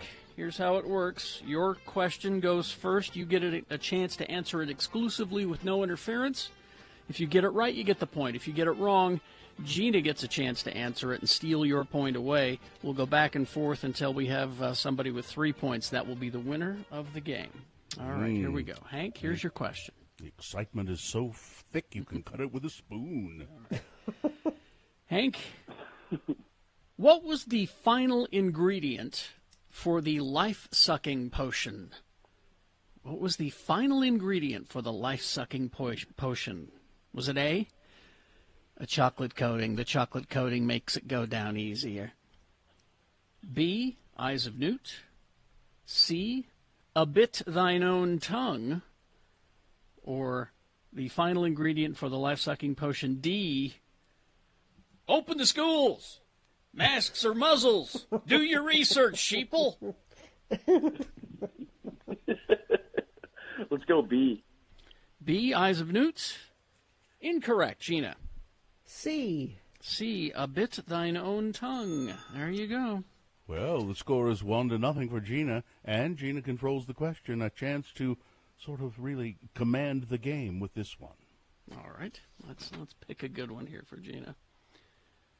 All right, here we go. What do the sisters use to fly after their brooms are stolen? What do the sisters use to fly after their brooms are stolen? Was it A, a single-engine Piper Cub powered by a tremendous sense of self-satisfaction? B, a broom, a mop, and a vacuum? C, a Swiffer sweeper, a Swiffer wet jet, and a Swiffer duster? Product placement is key. Or D, took a cab? That'd be B. Oh, a broom, a mop, and a vacuum. Very good. All right, it's 2-0 for Gina. Hank now controls the question. Hank has a chance to get back into the game with this one. All right, Hank, let's go here. What was the name of the high school that Max and Allison attends? What was the name of the high school? Was it A, Rydell High School, B, Halloween Town High, C, East High, or D, Jacob Bailey High School? Oh, man. Let's go B. B, Halloween Town High? Yeah. That is incorrect, Gina. Well, it's not Rydell, of course. That's the Grease High School. Everybody knows that. Is it D? D, Jacob Bailey High School is correct, and by golly. Well, it was a sweep. I'm Good sorry, job, Gina. Hank. Sorry, Hank. You screwed the pooch, as they say. Yeah. My bad. 0 points. You guys are the best. Oh, Hank, you're gonna go to Moochie's, right, and get some lunch, get some Yes. meatballs Yes. or more. Get the Philly cheesesteak egg rolls, I'm telling you. If Delicious. I'll try if you're those. gonna do that, Good Hank, why don't questionable, we But now I'll try them. why don't we give you a tote bag so you have something to carry all your meatballs in? How about that? Well, no, he's gonna. Thank you, Gina. Gina, he's going to go. He's going to go before he'll ever be able to get the tote bag. I hope. Well, there will be meatballs in the future that need to Yes, be that's toted. It's Thank you, guys. It's often cloudy with a chance of meatballs. All right, I'm gone. Goodbye, Hank. Nice hearing your voice, Hank. Thank you, and Hank. hang on the line, Hank. And I'm going to go away now. We'll get you on hold, and you can. We'll get your information for the tote bag.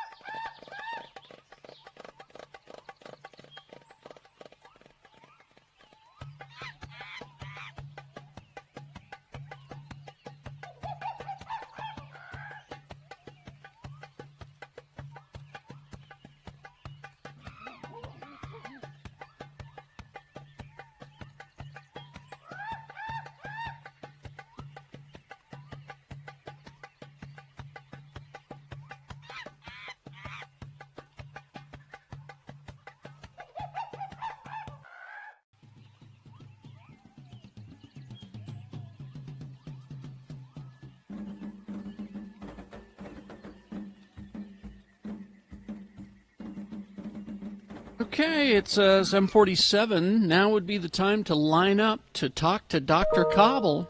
877-602-9696. Call in now with your questions for a doctor about the virus, about the vaccinations, about any of that. 877-602-9696. Call now. We're going to get him on the phone as soon as we do this. Award round one of your boners.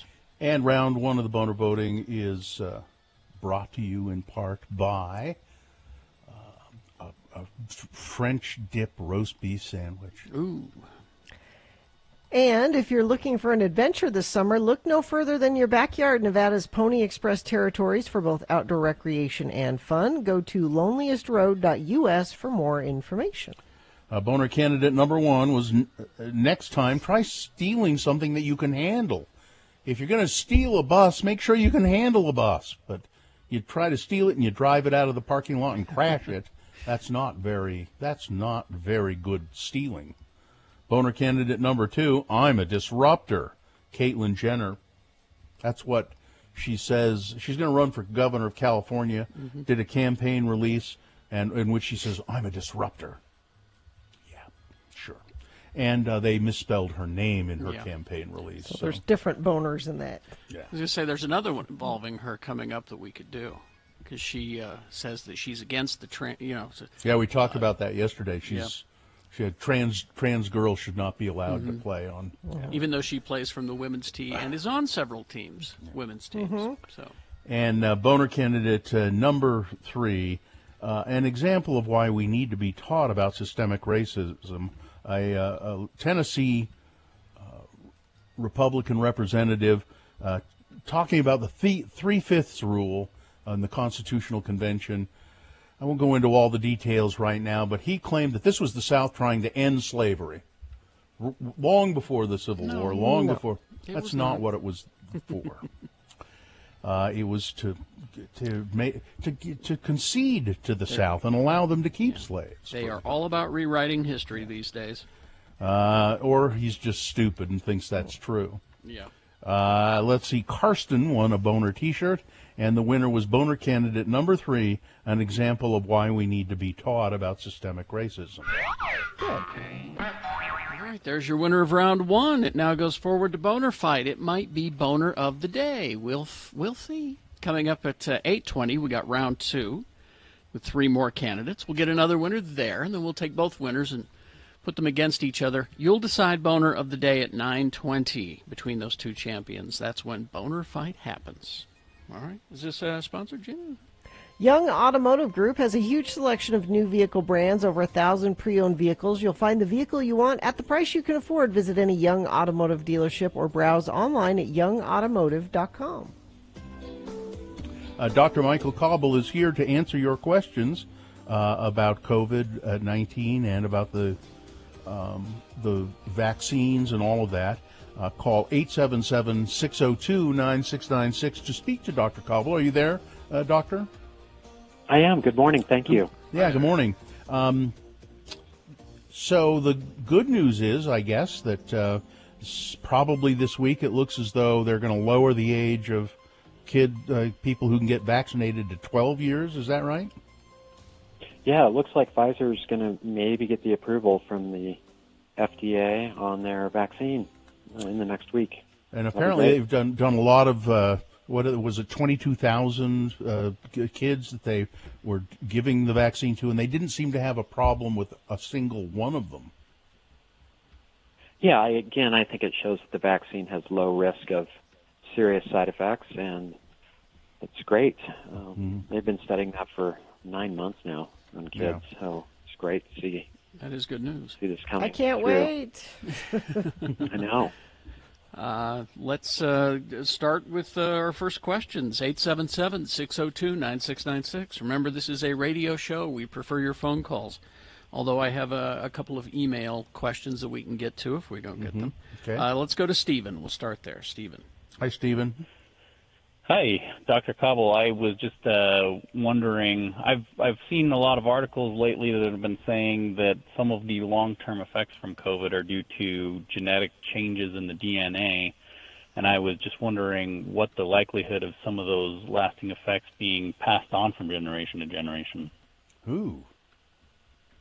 Yeah, we won't know that for decades, but I think that any of the cellular changes that we're seeing, probably those cells will go through apoptosis death, and then you'll be replaced by healthy cells. So I think, again, the big thing from this virus is it's a very pro-inflammatory illness that affects the vascular system, the nervous system, everything, the heart, the lungs, and just best not to catch it. And as we've mentioned before, getting the vaccine after contracting COVID appears to help the body clear those inflammatory cells and that inflammatory condition for the long haulers. Not everybody has that happen to them, right? The virus alters their DNA. Not everybody gets that.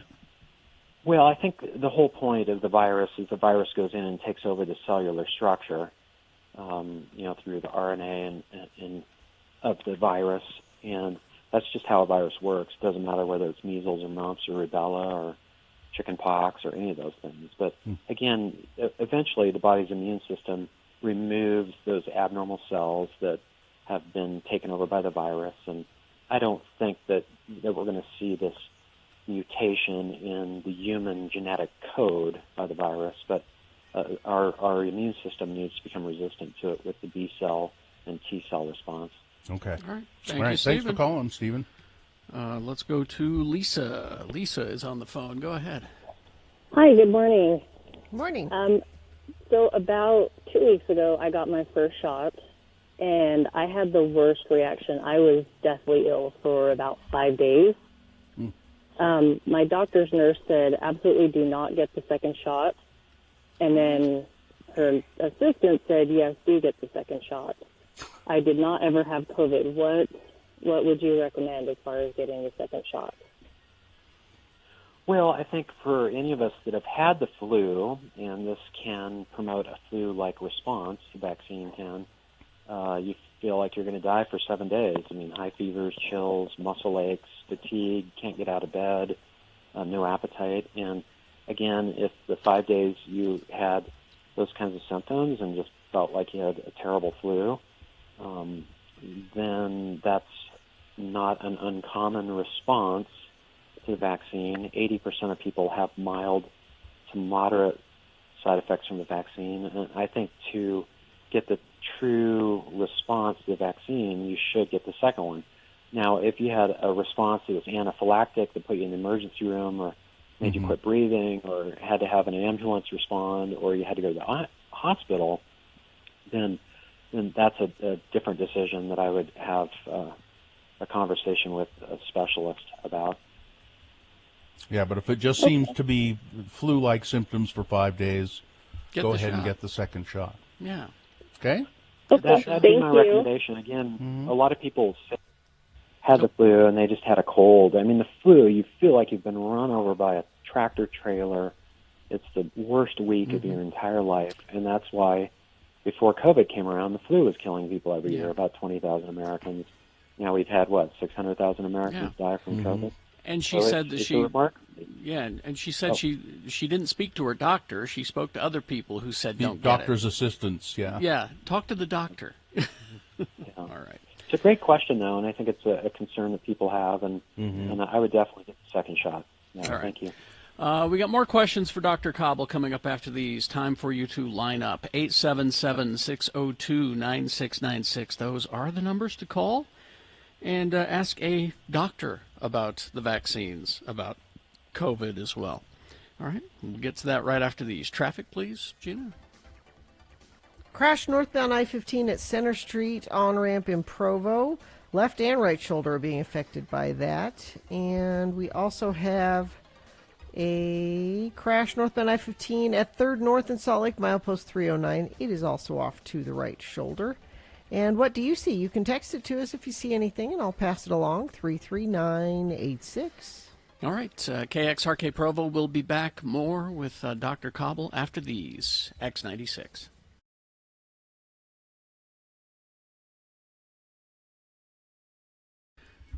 Oh, no, it's the next break. Never mind.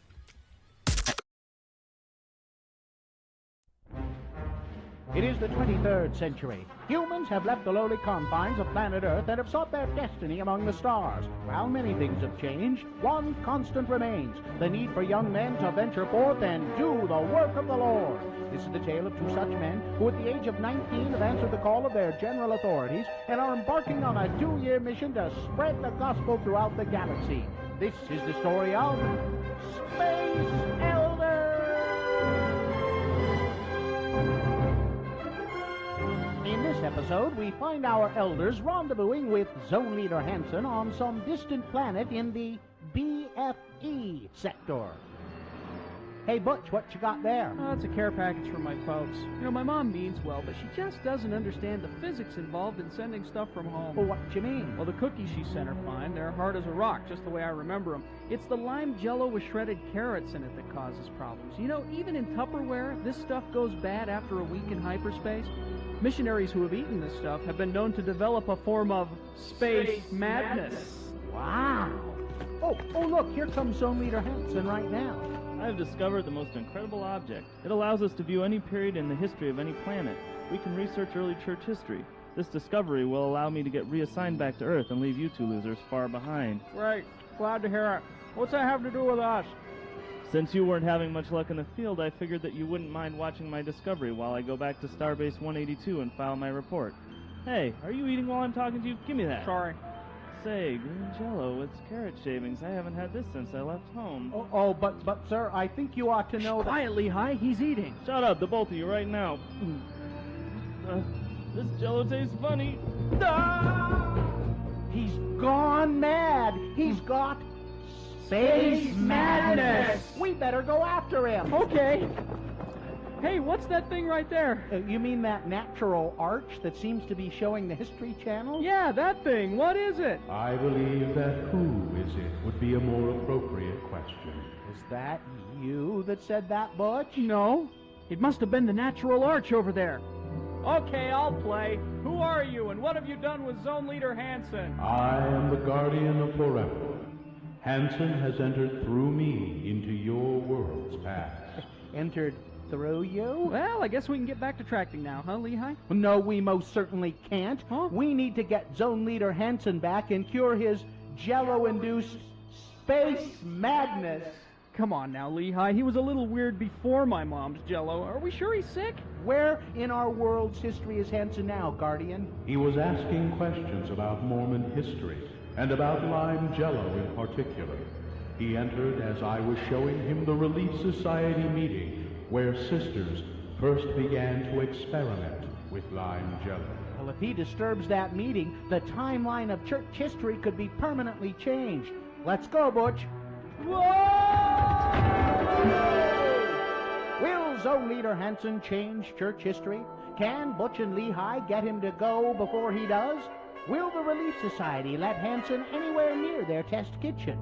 Tune in next time to hear Relief Society President Mulestein say... I'm at a loss, sisters. We've tried shredded beets, cauliflower, radishes, eggplant, zucchini, and rutabaga. Nothing seems to go with this new lime jello stuff. Excuse me, sister. I think we can help. I don't think we should go against the Prime Directive, Bush. How did you get in here? One wrong move and you'll see the business end of my skillet. Just like the last kid who wandered in here and tried to tell us how to conduct our business. Other kid? Oh, hey, it's Zone Leader Hansen. She's knocked him out cold. Nice going, ma'am. Wish I'd have been here to see it. Tell you what, we'll get him out of your way and you can go back to doing what you were doing. Oh, yeah, and you might want to try shredded carrots. I warned you about meddling. She's got a skillet. Run for it! Run! On the next liposuctioning episode of Space Elders!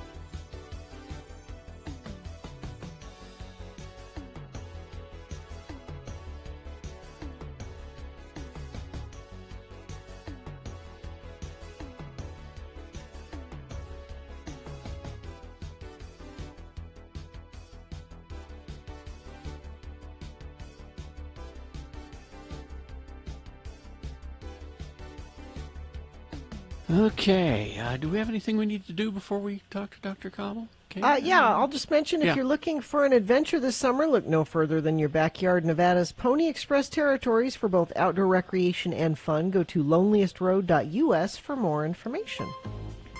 And now we're back with Dr. Michael Cobble to answer your questions about coronavirus and the vaccine and related topics. And we still have people on the phone. We got Kristen. Hang on a second, Kristen. We got an email here.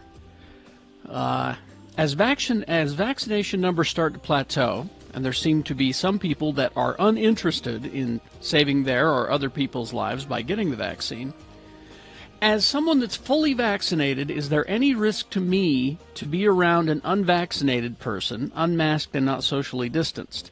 I know the unvaccinated person has a high risk of getting COVID from me if I have COVID and am asymptomatic. I still plan on staying masked and socially distanced around strangers or in groups, but what about one-on-one interactions with friends or family that refuse to get vaccinated? I got a couple of emails like this. Yeah, I think in that setting, you ought to just wear your mask, protect yourself. And if you think you could be infected, if you've been vaccinated, your chance of infections appears to be about 1 in 10,000. But 20% of Utahns said they won't get vaccinated or show no interest in it. 70% of Utahns have gotten their first and or second vaccine already, which is fantastic. We're still doing about 20,000 vaccines a day.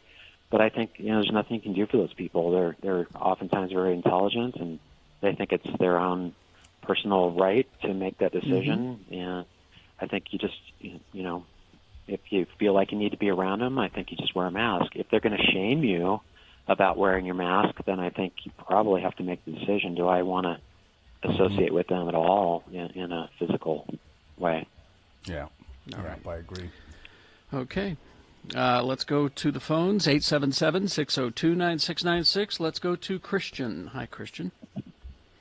Hi there. My question is, my wife, she has an IUD, and she's had it for about 4 years, and usually her period's about 0 to like 1 or 2 days, but ever since she got the vaccine, she's had really heavy periods, and that they've lasted for like 4 to 6 days. Like, is that a side effect that's been known to happen with the vaccine? So,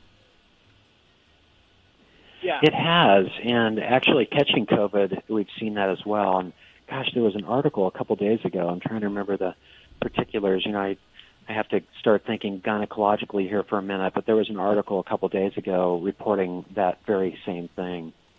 So big changes in menstrual cycle and with COVID exposure and or the COVID vaccine. So that appears to be a fairly common side effect for women. It's not life-threatening. It's not dangerous at all, but that has been reported. Will it continue, or do we know? No, it appears to be self-limited. I mean, 1 or 2 or 3 cycles. And still better than getting COVID. If you're looking for reasons to not get vaccinated, having a heavy period or 2 is not heavy enough. flow or COVID. I don't know. And that's easy coming from me with no uterus, but still. Well, Bill doesn't have one either, and he complains about it all the time. That's right. I have heavy flow days, and I don't have a uterus. So thanks for calling us. And for anything else you need, Christian? No, that's great. Thanks for letting me listen. It's funny because the 2 email questions that I got were the one I read you. I got like 2 or 3 questions like that, and I also got 2 or 3 questions from women about this very thing. It's interesting that this all comes together. I guess we're out of. Do we have any other calls? Nope, we're out. 877-602-9696. There's still a moment if you want to hurry and get your last-minute questions in. Dr. Cobble, what is so with the situation in India, for instance, where it just is, it seems to be so out of control that it may not. Well, let me ask you: is it controllable when it's raging like that? And what effect does this have on the rest of the world? Yeah, well, I don't think it's controllable. I think unless they shut down all outdoor activity, people leaving their homes just like China did, I think you're looking at probably 12 weeks of repercussions on this. So they're going to be battling this for 3 months. Mm-hmm. It's going to be ugly. I think you're seeing 3,000 or 4,000 people reported deaths per day over there, but I would bet it's closer to 7,000 to 10,000 people a day dying. And how it's affecting the other world is if these people are traveling. So I heard on the news this morning, I think New York is having the G7 meeting or one of those national meetings, and 2 of the people from the India delegation, which they're not part of the meeting, but they were invited. India was invited. 2 of them have had to be isolated, quarantined because they tested positive. So I think the bad thing is anyone traveling into or out of India is extremely high risk to start this whole thing spreading again throughout the world. Okay. We've got Steve on the phone. Hey, Hi, Steve, what's your question? If you've already had COVID and you've had the vaccine, are you better protected than if you'd had just one or the other? Yeah, that's a great question. So I think that, getting the vaccine gives fantastic protection. People that had prior COVID infection and got vaccinated developed a better antibody immune response. So it was remarkably better. So I would say that if you've had COVID and you get vaccinated, you may not need a booster, for example, or you may have this long-term immunity that may last for years and years. So I think that, unfortunately, gosh, how many Utahns have caught this? 400,000, 600,000? It's been a huge number. Yeah. About a I half don't know. a It million happened to Utahns, me, so. and I got really sick from the vaccine, so I'm glad something good comes from it. You're set. Are you better now? I mean, you had COVID as well, right? Yeah, I lost my sense of taste and smell, and they haven't come back. But other than that, I'm okay. Well, and you did that with the vaccine, or you did that with COVID, with the original virus? I did that with COVID back in October. Yeah. I just had the vaccine. Yeah, I haven't seen the 2 months vaccine ago. do that, but the original virus does it to about 70% of young people. All right. Well, this text question dovetails to this question. It says, I had COVID, very mild symptoms a year ago, and a month ago I received my first dose of the Pfizer. After the first dose, I was really sick for a day. Does that mean it was because I had COVID that I was already showing signs of an immune response, or just your typical side effects? No, just normal response to the vaccine. Okay. I was sick for a day and a half. My wife was sick for a day and a half. My parents didn't notice anything. And so everyone, again, about 80% of people are going to have some mild to moderate flu or cold-like symptoms. Some people it's severe. It's like catching the real thing. But it doesn't kill. Nobody's died from it. Extremely rare cases of the thromboembolic disease.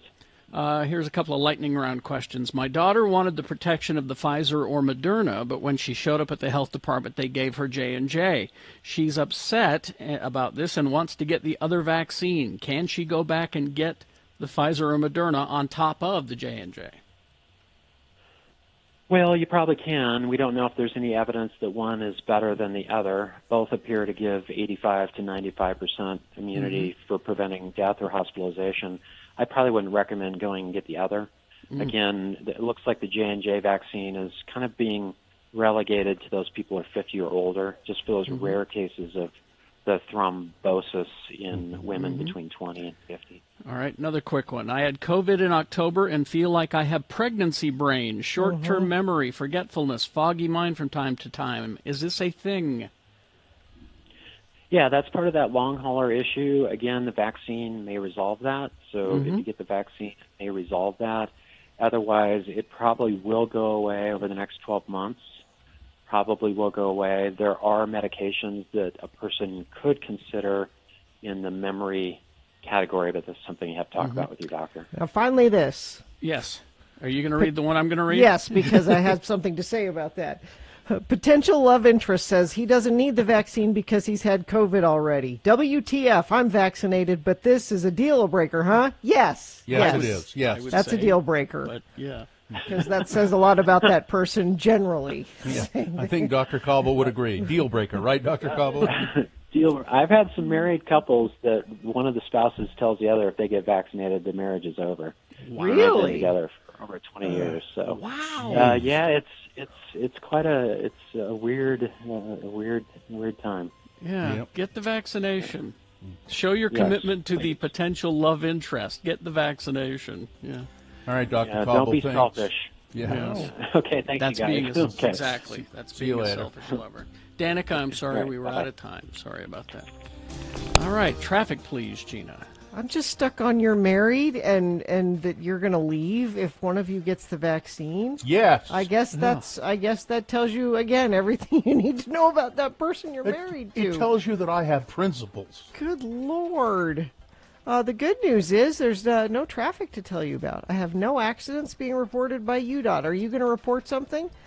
You can do that if it's safe for you to. Text it to us, 33986, and I'll pass it along. Carrie, can you help me out with that? Oh, okay. Sorry about that. I was replying to some email That's here. okay. Email And the questions. thing and the other thing. And Just you. Or we could do it next time. No, We could do it I next got time. I got it here. It just takes a second. It's just kind of crazy that I have to jump around like this. During the month of May, get a professional AC or furnace tune-up for only $29 with Scott Hale Plumbing, Heating, and Air. Call 801-264-HALE. All right. All right, we've got bonus round 2 coming up here. The candidates you'll be considering. Number 1, she was dismayed with the tomato on her Whopper. Boner candidate number 2, remember this day. Right, pal, this is where the revolution starts. And boner candidate number 3, go get her. All right, there we go. This is round 2 of your boners. We got that coming up along with Big Boy News and Opinioendo and Things That Must Go, all coming up. Stand by. Hoops Vision Correction, HOOPES Vision.com. You know, I would like you all listening to do as I do and do as I say, both, and get your vision corrected with a LASIK procedure from Hoops Vision. And then you get rid of your glasses and your contact lenses, as I have done, as Carrie has done, as I don't know how many family members I've had go to Hoops Vision. I know, Carrie, at least your wife has, and probably others. Oh, yeah. I've sent not only my wife, but other family members there. And it's like I keep saying, they all say the same thing. I should have done it sooner. Why did I wait? Well, here's your opportunity to do what the smart people in the Jackson and the Allred families have done. Call Hoops Vision for a free, no-obligation appointment. The number is 1-877-30-LASIK. That's 877-30-LASIK. And $800 off the procedure right now. Be aware of that. You can also book your appointment online at hoopsvision.com. Now, I saw this story today. And the Is that the one I was going to mention Yeah. earlier? the headline is, creator of the Labradoodle calls it Frankenstein's monster. Excuse me, I'm sorry. This was my dog. His name was Tippy. Now, I know a Labradoodle. I know several. That is a lovely dog. I know several Labradoodles. Okay. Or golden doodles. That's another kind Yeah. of doodle. But this Oh, is maybe this is a golden doodle, I know. this is the Labradoodle specifically. I'll read you this. An Australian man who created the world's first Labradoodle says he regrets creating the popular hybrid breed, claiming in a recent interview that the majority of the dogs are, quote, either crazy or have hereditary problems. Wally Conran bred the first Labradoodle, a cross between a poodle and a Labrador retriever, in 1989 for a blind woman who couldn't have a guide dog because her husband was allergic to the dog hair. Oh, I see. Okay. Fast forward 3 decades, which I didn't realize they'd been around that long, but the Labradoodle's become one of the most popular mixed breed dogs in the world, a fact that doesn't sit so well with the man who made them. I opened Pandora's box and released the Frankenstein's monster, said Conran. He fears people are overbreeding the dog, creating versions of their own, including Groodles. What's that? Well, this says golden retrievers and poodles. I always thought that was a I thought that's golden a doodle. Golden doodle. Yeah. Okay, maybe it's Groodle. Golden doodle sounds better, but Spoodles. Spaniel poodle. Spaniel poodle. Spoodles. I find the biggest majority are crazy or have hereditary problems. I have met some damn nice Labradoodles, but they're few and far between. He spent 3 years trialing more than 30 poodles as guide dogs because their hair was hypoallergenic, but they didn't have the right temperament. They're damn cute dogs. They are. So I wish they would do one that tastes like cotton candy. But they're everywhere. They are. Well, and apparently we haven't known that they're crazy. Yeah. Well, the one I know, I don't know him well, but it belongs to Luba and Dome. His name is Leo because he looks like a lion. Is he? So I think he's a golden doodle. Maybe so. He's got floppy ears. I'm looking at pictures here. I don't know. They look sort of the same to me. But he's got that curly hair though. Well, that's the poodle. That's the oodle part of it. The oodle. That's why they do it. Is they don't shed, and usually poodles are good for people. I don't remember which one he is, but he's a very nice dog. But I want to say on the record that I don't go for the doodle. No doodle? No, You don't like the have doodles? I have a golden retriever. I have the old school dog. I don't cotton to the mixing of oodles and doodles. Are you a racist? No, You're a I'm racist. This is misogynist. You're a misogynist. That's what you are. You don't believe in mixing of the races. I'm a goldist. Hannah says, Labradoodles are so hyper, they chew on everything. My friend's Labradoodle chewed up a medical pill bottle, and their cat ate the pills and died. Now, See, they are crazy. Now, this Labradoodle, I guess he is, Leo, he does like to chew stuff, but they have plenty of chew toys there for him. And he's very well behaved. Ooh, I had a golden doodle, and it had a lot of health issues. I had to put it down in the end. So sad. And I think part of the problem is they're overbreeding them now because they're super and you can get the minis. Oh, see, now that's more my the mini. Yeah, Lab. I like little dogs. Yeah, playing God though. Yep.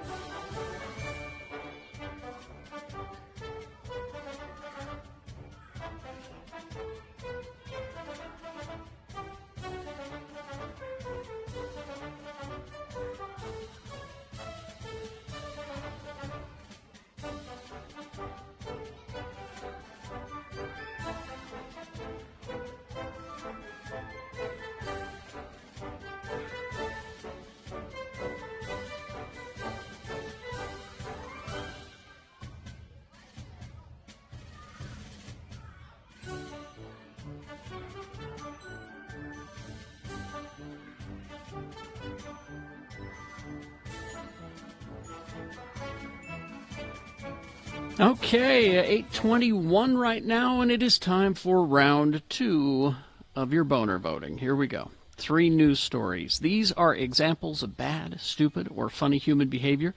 You will decide with your vote of these 3 candidates that we're about to give you which one is the worst, which one should go forward to boner fight and possibly become boner of the day. Winning here does not make it boner of the day. It'll have to go up against the winner of round 1. We did that an hour ago. Good candidate. That's why in round 2 it's important to pick strategically, so we have a really good boner fight coming up at 9:20 when the winner of each round goes against each other, and you'll decide boner of the day at that time. So right now, strategically pick your champion now from this, round 2. 2 candidates now, a third after the news. Once we've heard all 3, then you'll vote, and one of you lucky random boner voters will receive. Sparkfish is Utah's deal shopper's best-kept secret. They sell everything from baby items to tactical gear. Always beat any advertised price by 10%. Come see them 11 a.m. to 5 p.m. Monday through Friday, 10 a.m. to 2 p.m. on Saturday, all month long during the May Sparktacular event. Enter to win a new Camp Chef pellet smoker grill. Sparkfish located in Lehigh, right down the street from the roller mills, and someone will receive a $50 gift card. Here's boner candidate number 1. She was dismayed with the tomato on her Whopper. A 77-year-old woman was upset with the thickness of the tomato on her Whopper. And now I don't know if it was too thick or too thin. It doesn't say. She was upset with the thickness of the tomato, and she allegedly threw the sandwich at a Burger King employee and then spewed racial slurs at the worker, according to Florida police, who arrested the septuagenarian on a felony charge. Investigators say Judith Black became unruly at a Burger King near her home in the Villages, which is a retirement community billed as the Sunshine State's friendliest hometown. Ms. Black was dismayed with the tomato on her Whopper sandwich, according to the police report. You call that a tomato? Well, I'm guessing it was a small tomato. I don't know. It doesn't specify whether it was she was wanting more or less tomato. Ms. Black took her complaint to the restaurant's front counter, and then she allegedly began yelling at a female employee. The worker told police that she explained to Ms. Black that unless she stopped yelling, she would not be able to help her with the tomato issue. At that point, the employee turned her back for a moment, and Ms. Black threw the Whopper, striking the worker below her neck, hit her right below the neck with the sandwich. They finally called the cops, and she was yelling racial slurs at the employee as well. Boner candidate number 1. Well, she was dismayed with the tomato on her Whopper. Here's boner candidate number 2. Remember this day. Remember. Yeah, right, pal. This is where the revolution starts. The Granite School Board, or School District's Board of Education, made a frantic motion to adjourn their meeting after a raucous eruption from parents who were upset with the continuation of mask requirements at the schools. Chaos erupted at the Granite School Board meeting during public comment.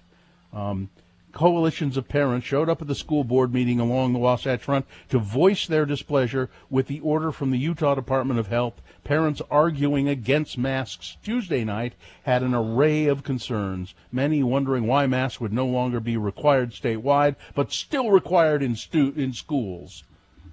People were yelling shouting over people who were trying to make some semblance of order at these meetings. School is out in like 2 or 3 weeks. What is the big? Just finish out the year. The board. You're probably not going to need it in the fall.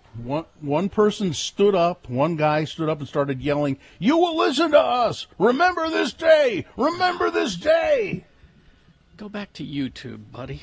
The truth about masks in the state of Utah, what they're telling you about masks is lies. Oh, God. The school, they had to cancel the meeting. They adjourned the meeting. And this is the parents.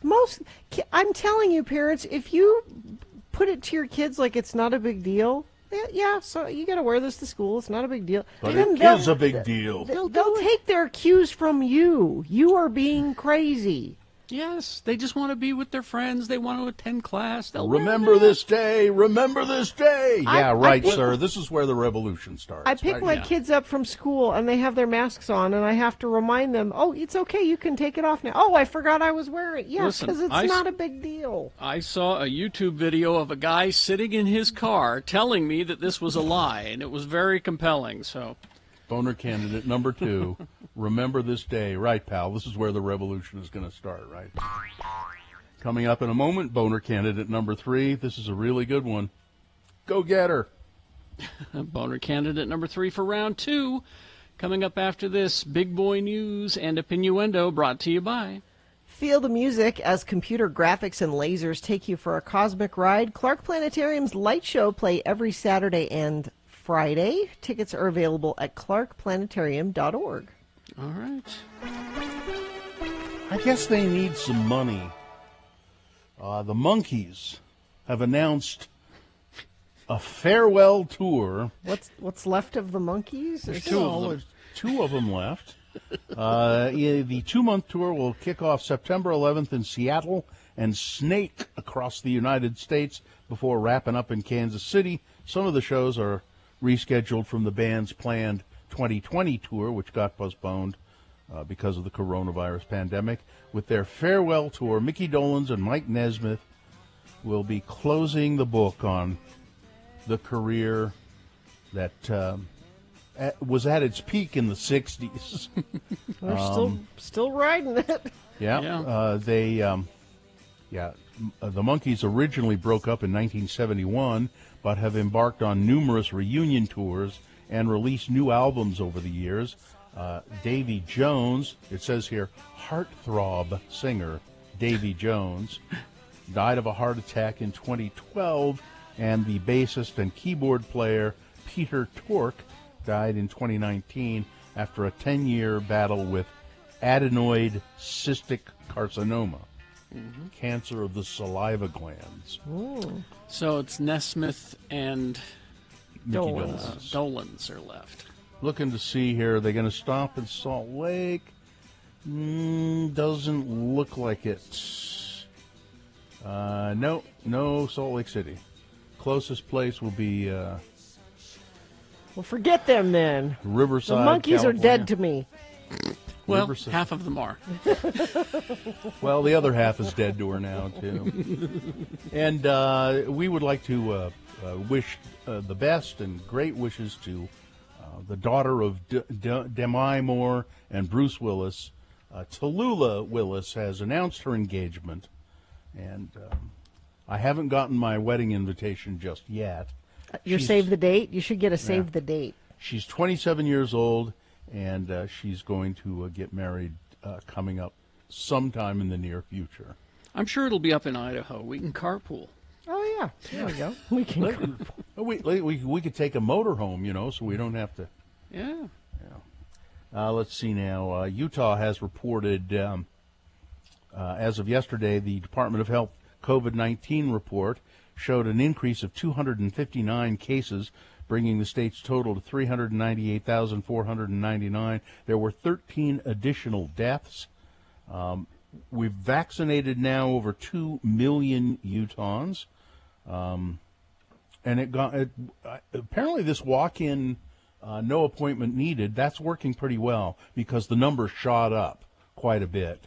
Well, there were people that were having a hard time getting an appointment, or the times that the clinics were open weren't convenient. They've extended hours. They've made it more accessible, which is great, and I'm so glad people are taking advantage of it. The total number of Utahns who have died of COVID since the beginning of the pandemic, 2,217.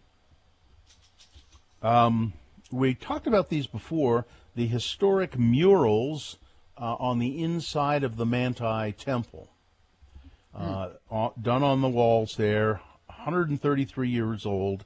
The Manti Temple is 133 years old. The Church of Jesus Christ of Latter-day Saints said that they were going to remodel it, redo it, and the murals would have to go.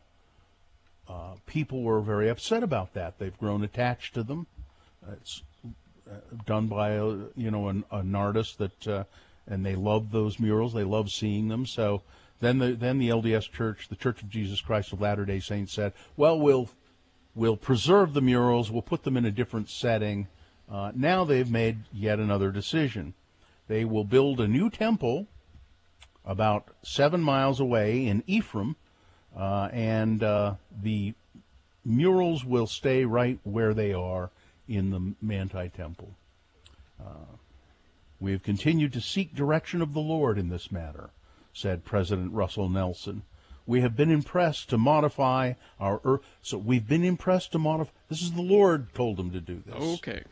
To modify our earlier plans for the Manti Temple so that the pioneer craftsmanship, artwork, and character will be preserved, including the painted murals loved by so many. We will leave those murals where they are located now, inside the Manti Utah Temple.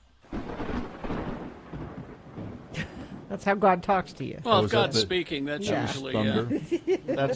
That's Thor speaking, isn't it? Or who was the god of thunder? Zeus. It depends on who you ask. Depends on which country you lived in. Yeah, it Gene depends Simmons. on It's Gene Simmons. Yeah, it depends on what zip code you're standing Yeah. in. Pretty weird. So the Coconut Grove area in Miami and Florida, thousands of expensive fish have suddenly died at several homes.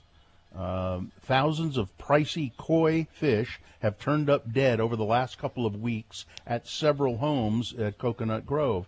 The impacted homeowners are devastated and heartbroken. We're not talking about a couple of fish or even hundreds of fish. We're talking about thousands of fish that all of a sudden have turned up dead, and just this kind of fish.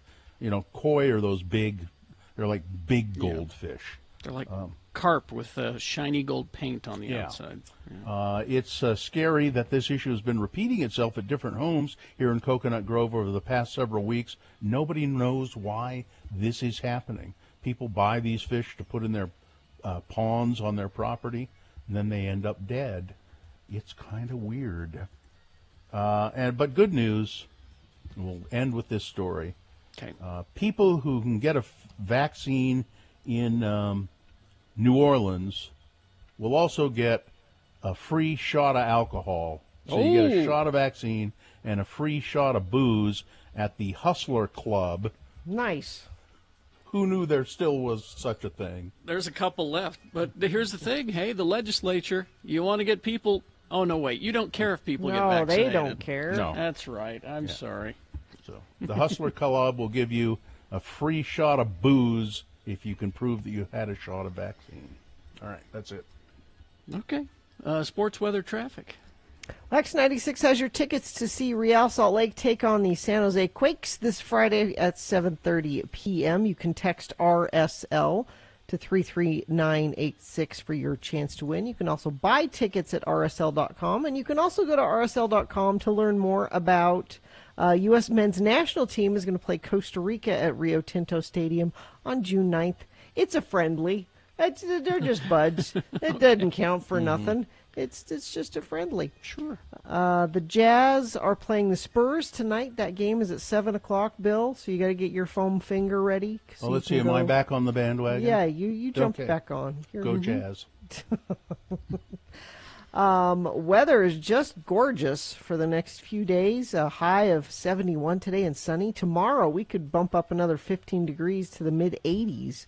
And we'll be 80s the next couple days. And then cool off a little bit for the weekend, but not much. We'll still be in the mid-60s. So beautiful weekend it looks like for Mother's Day if you have Mother's Day activities planned for outside. Traffic has been very light this morning, except for a couple of issues. I've got some congestion northbound SR 36 at Village Boulevard. This is Tooele County. Right lane closed Village Boulevard to go to Mills Junction. Signal problems Geneva Road at 10th South in Orem. Treat that as a four-way stop. Also signal problems Main Street, northbound I-15 in Spanish Fork. And a crash Redwood Road, 35th South in West Valley. Southbound left lanes are blocked. Eastbound right lanes are blocked. And whatever you're seeing, you can text it to us, 33986. If you're looking for an adventure this summer, look no further than your backyard. Nevada's Pony Express territories for both outdoor recreation and fun. Go to loneliestroad.us for more information. Here's boner candidate number 3. Go get her. The harassment, or harassment if you prefer, began soon after a report by a 19-year-old intern who alleged that an Idaho lawmaker had raped her. And this became a public matter. One state representative sought a copy of the police report and made inquiries into how the young woman herself could be referred for criminal charges for reporting the alleged rape. Another shared links to a far-right blog post that included the intern's name and photo and personal details about her life with thousands of people in a newsletter and on social media. And members of a far-right anti-government activist group tried to follow and harass the young woman after she was called to testify in a legislative public ethics hearing.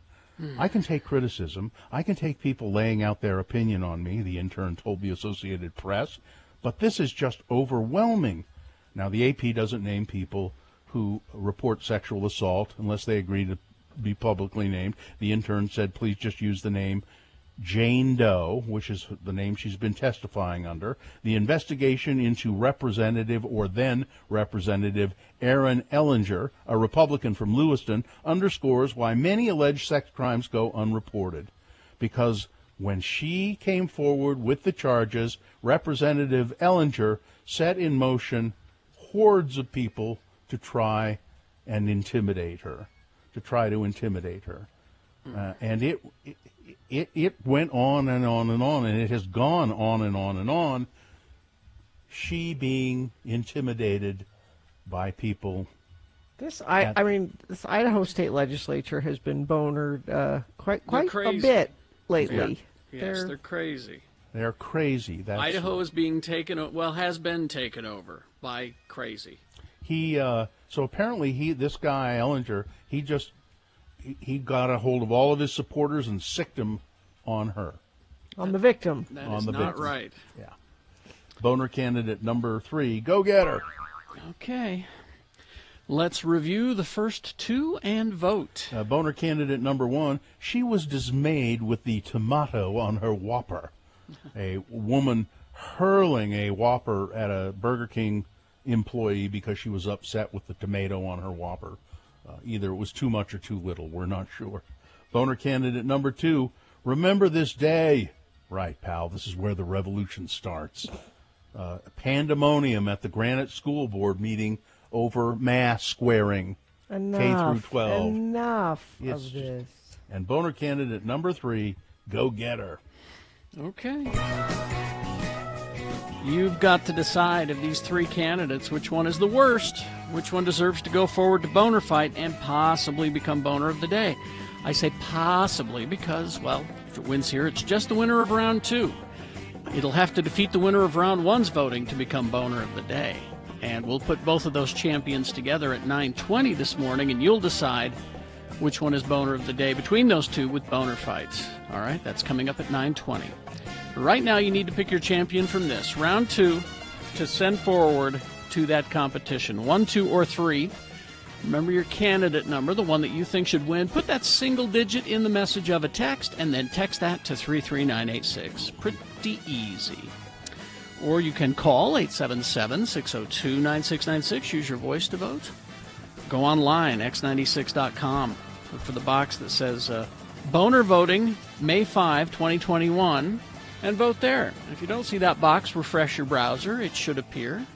You have until the end of these messages to do it because this is round 2. Gina, Lim Jewelers. You know who understands family? It's Lim Jewelers. Everybody that works there, it's family owned since 1949. That's from the salespeople to the craftsmen, the artisans. They really are artists that make jewelry at Lim Jewelers. Now, you probably don't have time to get a custom piece before Mother's Day because that's this Sunday. But generally speaking, like if, for birthdays, Christmas, that kind of thing, think ahead and have Lim Jewelers custom make a piece of jewelry for someone you love. But if you're trying to get mom a present for this Mother's Day, just go to their website, limjewelers.com. There's a ton of beautiful jewelry that they already have custom made, ready to go, lovingly designed and created by the Lim family. Mother's Day, May 9th. It's happening this Sunday. So you have time to go into Lim Jewelers. Their address is 574 East Fort Union Boulevard in Midvale. Earrings, bracelets, necklaces, all kinds of pieces that are just beautiful for mom for Mother's Day at Lim Jewelers. The music starts.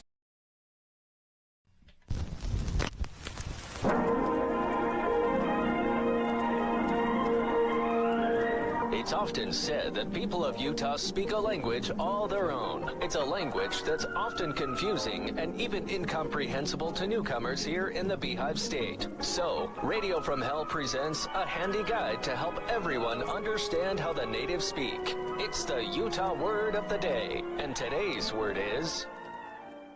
Druthernuther. D-R-U-T-H-E-R-N-U-T-H-E-R. Druthernuther. And now, To use this fine compound word in a sentence, we call upon LeVar and LeGrand to work their magic and show you how this very complex Utah word works in conversation.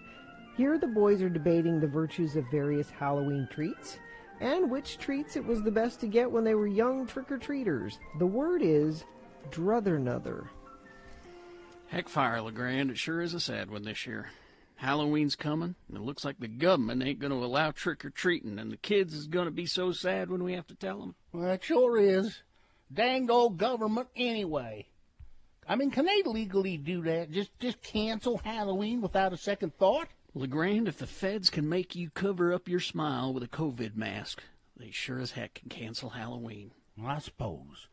But you know, the kids would be wearing masks just like the government wants them to, so why not let them go house to house begging for candy? I'll tell you why, my friend. Socialism, that's why. Halloween reeks of socialism, and the government wants to stamp that stuff out.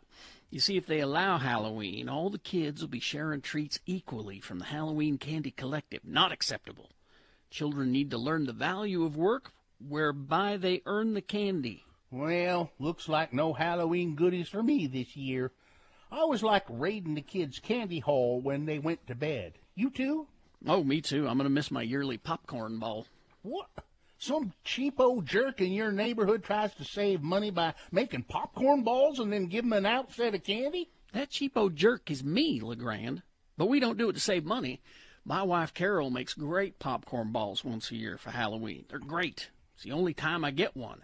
And everyone in the neighborhood is crazy for them. No one is crazy for popcorn balls, LeVar. But that's not as bad as the guy in my neighborhood who gives out bouillon cubes. Can you believe it? Them individual foil-wrapped bouillon cubes. Ain't that awful? I don't know. Depends. Chicken or beef bouillon cubes. And the dentist down the street who gives out toothbrushes. I mean, geez, I don't want cubes or balls or brushes. I want Halloween candy, except for Smarties. I don't want Smarties. You got a favorite Halloween treat? Well, I'm somewhat partial to Bit-O-Honey, but nobody gives out Bit-O-Honey anymore. Did they ever? Bit-O-Honey? Yeah. Jeez. No, what you want for Halloween is candy bars. Full-size candy bars if possible. But any kind of candy bar is better than...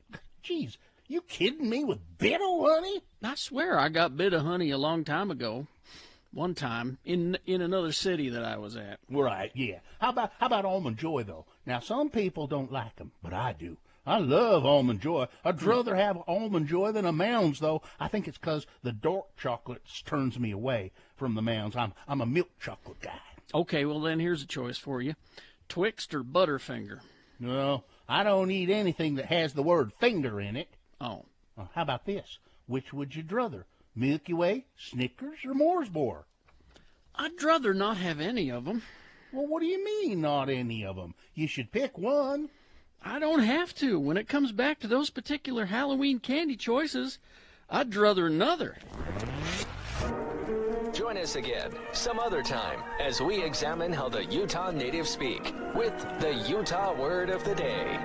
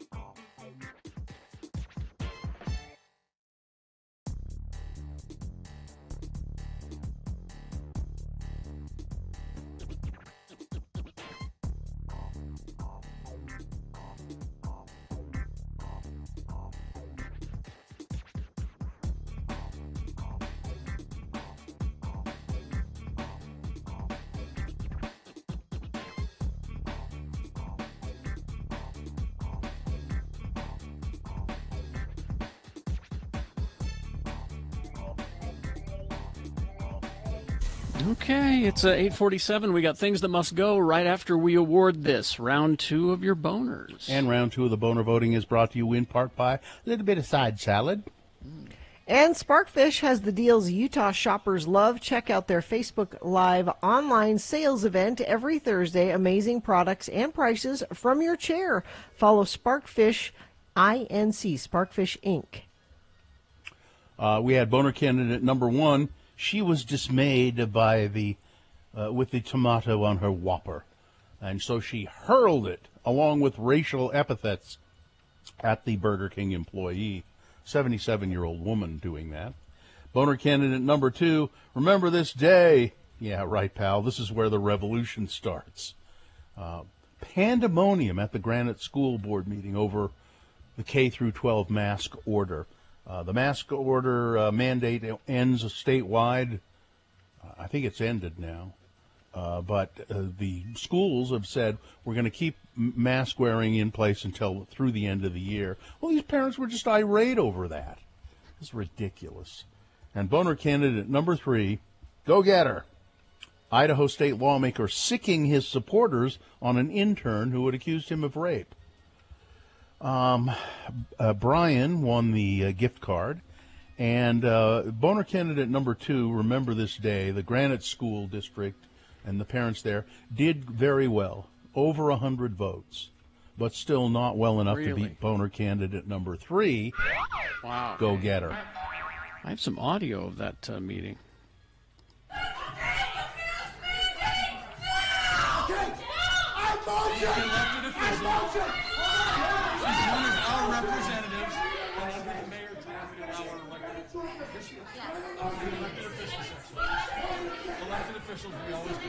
Masks. Yeah. Thanks, Tucker Carlson. Exactly. Yeah. Well, you could also blame AM Talk Radio for that, too. And a guy sitting in his car with a YouTube channel.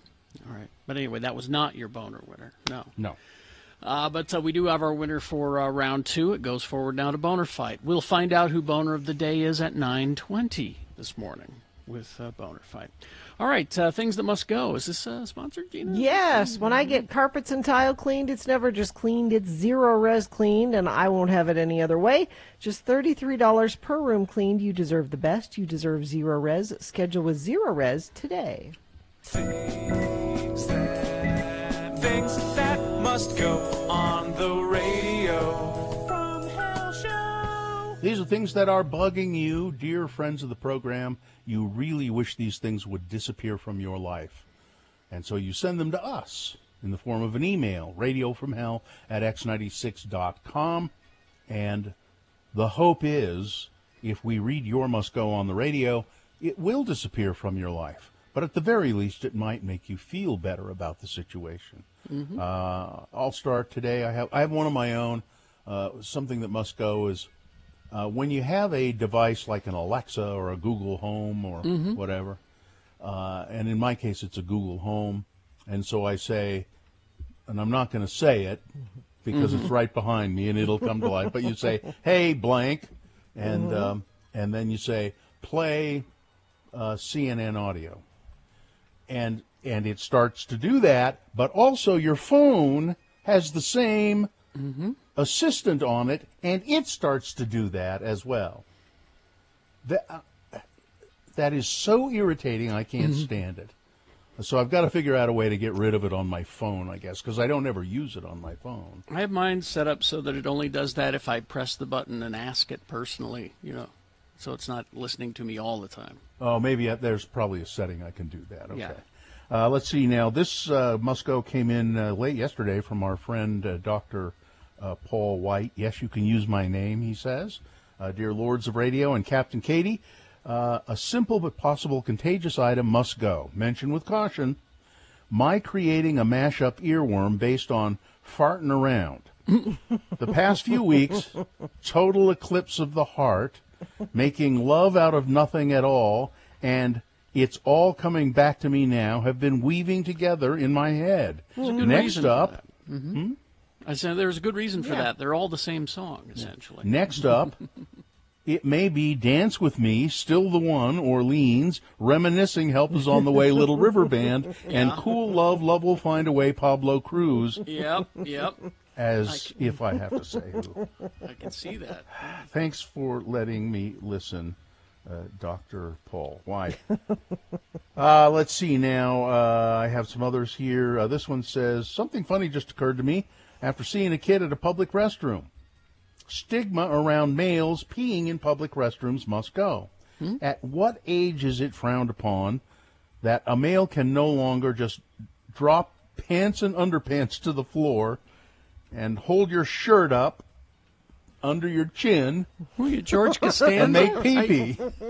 Because that's what he saw this little kid do, and he's asking at what age? You see little kids do that. They just pants to the ground, shirt up.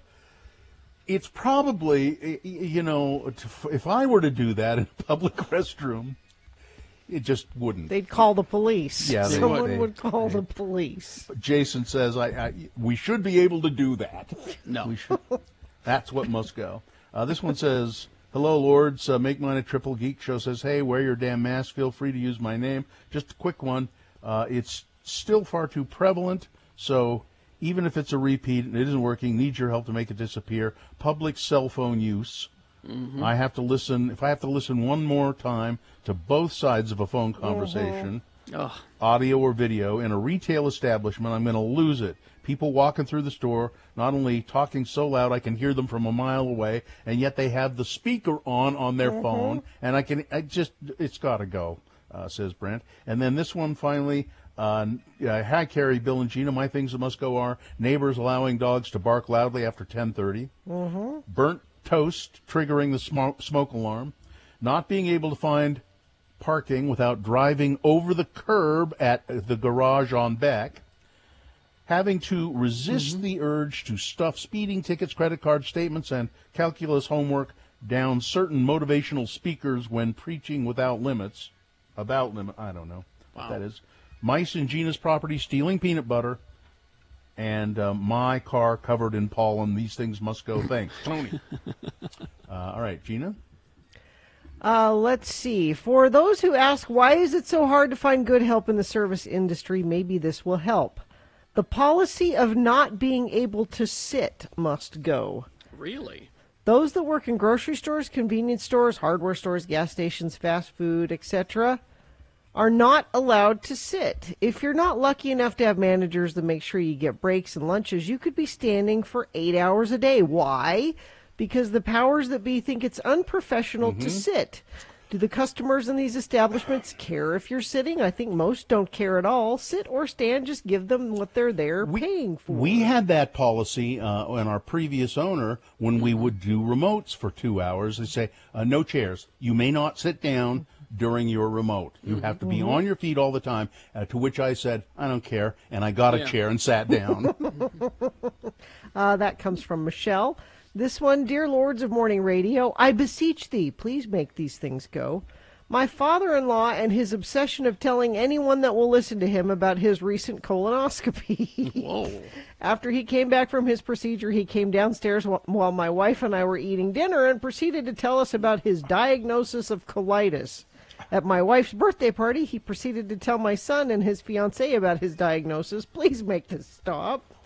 Another thing that must go is him making doctor appointments during the day that my wife and I will have to take him to without consulting either of us about our schedules. Oh, okay. Now my wife and I both get to take the day off to take him to the doctor for procedures 2 weeks apart. And he wants more colonoscopies is the weird thing. Thanks for letting me listen. Make mine a double. Geek Show says, hey, Gina, I remain seated all the way to work today. An inconvenienced son-in-law. Let's see. We got a couple here. This one from Mateo in SoCal. Let's see. Restaurants that automatically hand me a straw when I order a drink. Stop it. I don't use a straw. Now with COVID, they won't take back the straw if I order through drive-through and they put it in my bag. How hard is it to just ask if I want a straw? That surprises me in Southern California, honestly, Mateo.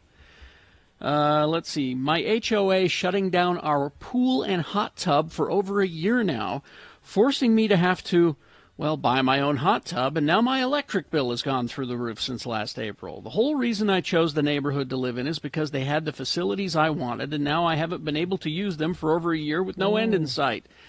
Our country had 6 COVID cases as of, our county had 6 COVID cases as of Friday. I've been vaccinated, and me sitting in a hot tub is not going to transmit COVID at this point, or likely ever. The HOA is non-committal as to when they will reopen. I'm powerless with the HOA because the board members are old geezers who don't use the facilities anymore and don't care anyway. End this nonsense. Let's see, and this one from Tony. Let's see, my thing that must go are, I relate to this one, Tony. Crowded parking at the Sugar House Pretty Bird sandwich restaurant, the fried chicken restaurant. It's true, ever since they opened, you can't find a parking spot there. It's better than the Regent Street. Yeah, there's no parking there, Tony. Let's see. Anyone expecting that Mortal Kombat the movie would be a cinematic masterpiece? And finally, having to explain to the drunk girl why the Chinese man from the island of Macau can speak perfect Portuguese to the bikini model from Rio for the 3rd time regarding the Mortal Kombat movie. Thank you for letting me listen, Tony. Things that must go on the radio. From Hell Show. Traffic, please, Gina. Congestion northbound SR 36 at Village Boulevard, Tooele County. Right lane closed, Village Boulevard to Mills Junction. And I think that's the only thing UDOT's telling me. You haven't told me anything in a while, so that's all I have to tell you about that. So back off. All right. Thank you very much. We will take a break. We'll be back. Boner Fight is on the way to determine who is boner of the day. A reasonable amount of news, all of that coming up. HasterGames.com is the website, but of course they are located and have been located for quite some time at 6831 South State Street. Haster Games, locally owned and operated. Keep that in mind. They have all the best selection of Pokemon, D&D, Magic, miniatures, dice, games of all kinds. And what is new this week is Magic the Gathering Strixhaven pre-release kits are now available, so choose your school of magic wisely. Pre-order now Van Richen's Guide to Ravenloft. Contains everything you need to craft a horror-themed campaign for your D&D game. Unleash a treasure trove of new story hooks and character options and campaign customization to bring one of the most D&D settings most exciting D&D settings to life. Van Richen's Guide to Ravenloft. It comes out on the 18th of this month. But if you pre-order now, and you should, lots of dragons have come to Haster Games looking for a new home. So check out the multicolored collection of miniatures to make your games come to life. HasterGames.com has all the details, but you might as well stop by the store. Locally owned and operated. 6831 South State Street. Haster has it. Before we went with a 1 hour I don't know if you want to know what I've been thinking lately. What? Wade, our attorney friend Wade was in here the other day. Wade Taylor? Wade Taylor. And he brought something for Carrie, and then he brought a gift for me and a gift for Gina. And it was our end-of-life directive papers. And which I don't think I even asked him for, but he thought he was... he thought it would be something people don't think to do, but they should do. And so I was filling those out, and they're kind of, and it just says, it's basically, what are your wishes? Here's what I want you to do if I'm on my deathbed. Mm-hmm. Don't take any extraordinary measures. And then, but then it made me think. So I've said for a long time, well, I want to be cremated when I die, and I don't know what your wishes are or your wishes are, Carrie. I think it's cremated. It's up to Sue. Yeah, really. Well, but then I thought, well, I want to be cremated, and then I thought, well, so my brother, he was cremated when those were his wishes. My mother was not happy with that, really, but she did it anyway. But we knew that was my brother's wishes, and so he was cremated. And then I thought, but that was still, boy, the funeral, and that's also expensive, and even if you're cremated, it's expensive. And then I thought, oh, wait, though, my wife's brother, when he died, was cremated, but he not right away, because he donated his body to the University of Washington in Seattle. Oh, really? So he wasn't cremated right away. When they were done with it, they take care of it. They cremated him, and they give the ashes to, and there was no funeral expense. So that's what I'm gonna do. I'm gonna donate my body to the University of Utah Medical School. That's a great idea. And so I've been looking into it, and our friend Jennifer Nozawa, some time ago, she works at the School of Social Work, I believe, at the U. She's there, and she sent me all the forms and all of that stuff. All the stuff you need, huh? And it's amazing. So if you live within 50 miles of the University of Utah, first you fill out the forms and you give them to them. And, my father-in-law, by the way, who just died, he had also filled out all of these forms. Oh, really? And this is what happened. So he donated his body as well to the university. So if you live within 50 miles, they come and pick up your body for free. If you live without the 50 miles, then your family will have to pay for transportation costs to the U. But I live like 2 blocks away. Yeah. I'm close. Your family could walk you up to the U. As a matter of fact, my wife would say, "Hey, don't worry about it. We'll just throw him in the car and run him up." Yeah, get out the wheelbarrow. Yeah. So wheel him up. And then, really, that's it. There is no cost associated with any of this. As there shouldn't be. Yeah, You're donating your... Yeah. And then they will keep your body for as long as it is useful to medical students. To study. For whatever. So it might be a year. It might be as long as 3 or 4 or 5 years. Mm-hmm. And then they cremate you and they return. If you don't want the remains, fine. They put them in a memorial wall. There's a memorial someplace. There's a whole thing of body donation facts and figures. Average number of bodies donated to the U every year is 40. The number of bodies donated per year since the 1980s. That's 40. Yeah, per year. That's a pretty high number, seems to me. In 2017, 244 bodies were donated to the University of Utah. There are 400 right now in use by the program. Wow, 400? Yeah. The length of time a donor body will be used. It says anywhere from 3 months to 2 years. 2 years sounds like... Yeah, there's a lot there. Amount donors save on funeral and mortuary expenses by donating $1,000 to $10,000. Who can donate and how? The U accepts a wide range of bodies from throughout the Intermountain West. The donor or their surviving family must fill out a bequeathal form and return it to the U. Who can't donate? They don't accept infants or small children because of a lack of research funding for those age groups. Donors can't have any communicable diseases such as HIV or tuberculosis. Any donors who have had major surgery within 2 months of death or who have been in a traumatic accident cannot be. Yeah, things have to be mostly intact. Yeah, but my father-in-law was really very old. But I thought, well, are they going to take him? Because he's everything's shutting down. So how old do you have to be? I'm sure 18. 18? Yeah, it does. And they say, like you can't behind her back, you can't donate your wife's body. You can't. She has to agree. Yeah, to it. I don't want to pay for her funeral. Yeah, you got to have the. Now, Bill, you, if you were donating your body to the University of Utah, that's a local. Guess that. Hey, I wonder if it's a tax write-off. Well, no, I just mean there will be people that might recognize you. Yeah. Here's what I need you to do I'm now. sure. Here's what I need you to do now. You need to get a new tattoo right here that says, "Don't you know who I am?" That's a great idea. That I'm going to do it. I'm going to do it just right over my left or right. Yeah, just right there where the Izod thing would be on your shirt. Just as a joke. Don't you know who I am? The final joke. Yeah, doesn't have to be that big. Just I think I'll do with the X96 logo. Sure. Well, Radio from Hell logo. Yeah. Or do you want to go that far? Tip your hand. Why not? Okay. Why not? Carrie, should we give a prize to the person that notices it?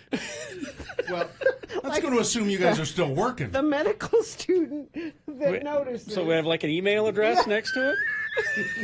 It says, yeah. To claim your prize. To claim your prize. Yes. Yeah. I mean, why not? So let's not have the logo on there. It should just say, "Don't you know who I am?" To claim your prize. Email. And then we'll get like a Gmail account or something. Yeah. Now let me check. I don't want this to queer the deal. I want to check, to make sure that this little inside joke isn't, It should be, "Don't you know who I was?" No. Well, yeah. Well, no, you could still am. Am still quote. works. Yeah. Yeah. Just the quote, "as he was in life." That's my ex-wife always said she couldn't stand the thought of donating her body to science because she couldn't stand the thought of these medical students, looking at her and making jokes and like taking her hand and going, hi. How's your hearty handshake now, Bill? Yeah. Yeah, that kind of stuff. No, I said, "What do you care? You're dead." Yeah. Take whatever you need of me. Mm-hmm. I have no need of it anymore. Well, do you have any thought of doing that?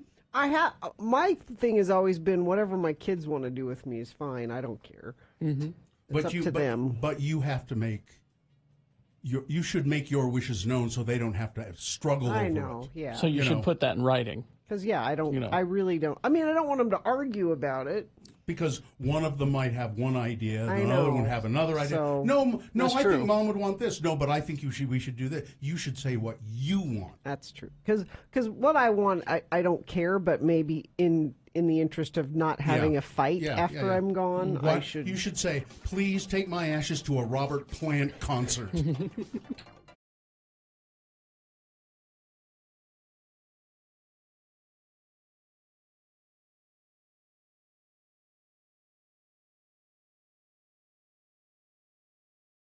Checked at a warning by top Arizona utility officials that Arizona is going to cut off power to L.A. Yeah, this could be a boner. To Los Angeles if the city proceeds with its boycott of all things Arizona. The mayor on Wednesday defiantly rejected a warning by top Arizona utilities officials that the state could cut off power to Los Angeles should the city proceed with its boycott. Spokesman Dave Beltran told Fox News that the message didn't even warrant a response. "We're not going to respond to threats from a state that has isolated itself from America that values freedom, liberty, and basic human rights," Beltran said. That was after Gary Pierce, a commissioner of the 5-member Arizona Corporation Commission, wrote a letter to Villagarosa. I can't say his name. It's Villaragosa. Just mangle it. Slamming his city council's decision to boycott the Grand Canyon State in protest of its immigration law by suspending official travel there and ending future contracts with state businesses. Noting that a quarter of Los Angeles' electricity comes from Arizona power plants, Pierce threatened to pull the plug if the city council does not reconsider. "Doggone it! If you're going to boycott this candy store, then don't come in for any of it," Pierce told Fox News. Well, I'm sure that they'll do that. I am sure that Arizona... As a matter of fact, if I were California, I'd say, "Go ahead. Go ahead. Shut it off. Go ahead. Put up or shut up." You already look bad, Arizona. Do that and look worse. They're not going to do it, is the point. No. They would never do it. They can't do it. "We're going to cut off your power." Uh-huh. Okay, fine. Do it.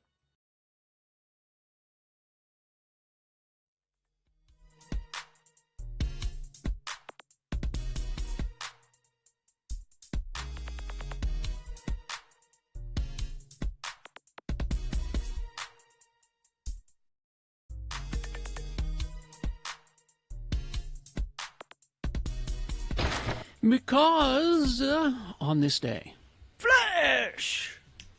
In 1959, he's one of the main reasons you like Billy Idol, and you don't even realize it. Oh? It's his long time guitarist, Steve Stevens, was born on this day.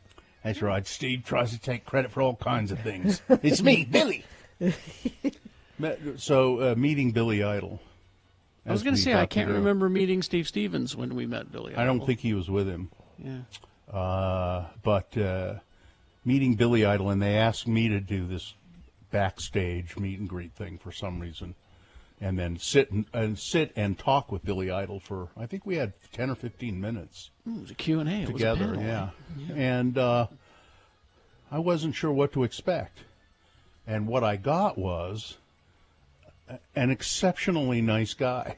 Mm-hmm. He was nice. He was relaxed. He was he's smart. He's funny, and really happy to be alive and doing anything. He still does a ton of stuff. Yeah. He tours. He has a radio show. You remember when he almost died? Motorcycle accident. Oh, yeah, that's right. Yeah, we talked about that. Yeah, but he was very nice. Billy Idol. I was surprised. But it's not his birthday today. No. It's Steve Stevens' birthday. Yeah, Steve Stevens tries to take all the credit. Me, Billy Idol. Billy hugging Idol, that's who it is. Let's see. Okay. You should read his book, by the way. Oh? Did you? I read a portion of it, yeah. Are his escapades in there? He's had escapades. Oh, my God. Adventurers? Yeah. I mean, He from a should be very dead. young age. From a He should very be young dead. age. He should be dead by getting crabs alone. Yeah. I mean, he started in Can that. you die from crabs? I don't know, but as many times as he got them. I think eventually your body would just give up. Yeah. I mean, he started out when he was just a kid in that band Generation X, that punk band. Yeah, it was Generation X before there was an actual Generation X. Yeah, that's the kind of band where, came along before. That's where we took our name from, Yeah. was from that band. Let's see. Was Steve Smith a part of Steve Smith? Steve Stevens? Steve Stevens. Part of Generation X? That I don't remember. I don't think he don't was. know. Don't think so. All right. Well, we will take a break. We will be back with Boner Fight and a reasonable amount of news coming up after these. SLFS.org, SaltLakeFilmSociety.org. Either one will get you to the place where you can buy tickets for the drive-in movies that they're doing right now. Yeah, they're backlot cinema. Now, these are limited amount of tickets available for each showing. I forget exactly how many cars they can fit into this drive-in movie situation, but it's not like a huge, drive-in movie. So don't wait. Get your tickets ahead of time. Let's see. This Friday they're doing Nomadland. Saturday, Lock, Stock, and Two Smoking Barrels. And then they resume on Tuesday with some Sundance community screenings.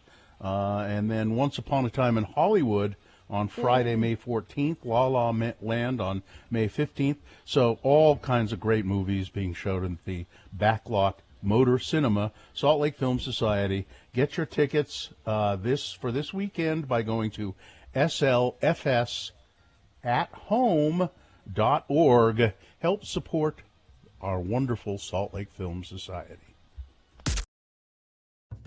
I've neglected my fatherly duties all day today. I try to help with the homework. Now, my lovely wife here does it most of the time. Mhm. I try to do 2 days a week. Thursday's your day. And Thursday's usually my And day. here you are at work. And here it is Thursday. Now, part of what we have to do for reading, for homework, is read for 20 minutes. So you guys all ready for 20 minutes of, of Charlie and the Chocolate Factory? We could do 5 minutes. How about that?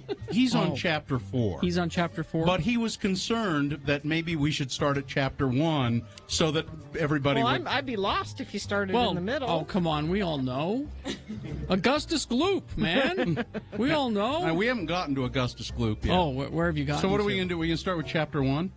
Well, we'll start with chapter 4. Start with chapter 4. Don't worry about us. We'll catch up. We'll catch up. If So- we have any questions, we'll stop Dad and Okay. Yeah. All right. Gina might need a little bit of explanation. Yeah, I could probably do that, right? I've never read it.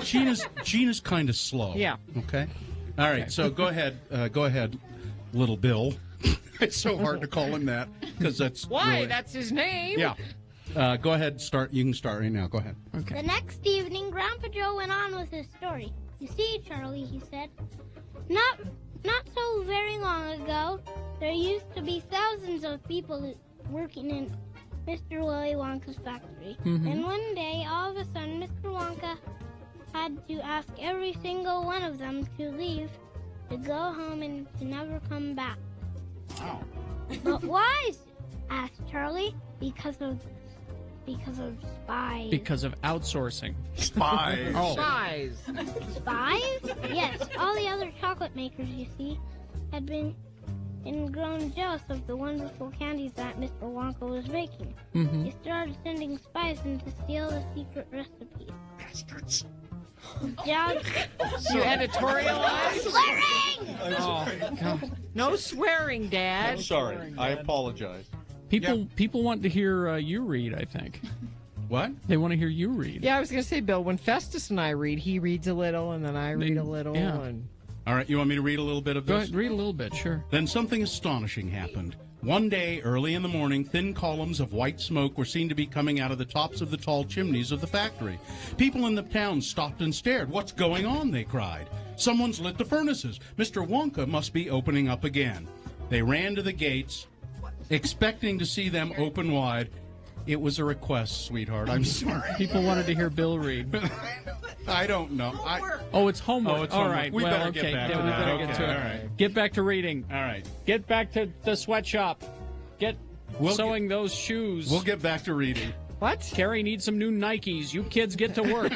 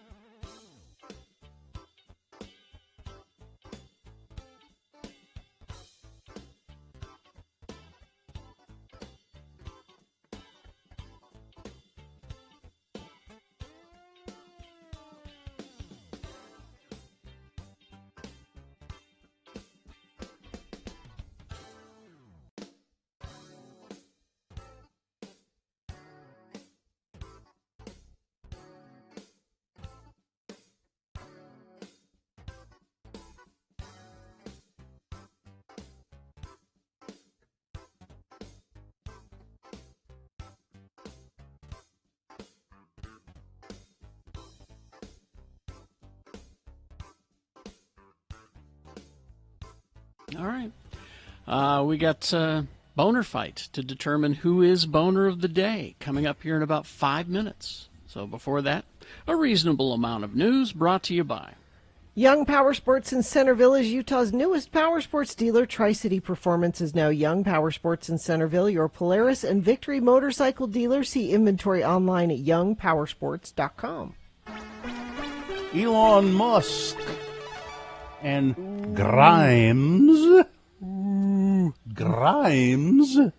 are enjoying a rare night out in New York. The 33-year-old musician, that's Grimes, led the way out to their ride as she and her 49-year-old SpaceX Tesla CEO headed home after dinner on Tuesday night in New York City. For their outing, Grimes showed off her eccentric style in a white winter hat paired with red lens sunglasses and a fuzzy purple coat, while Elon sported a black T-shirt and black jeans.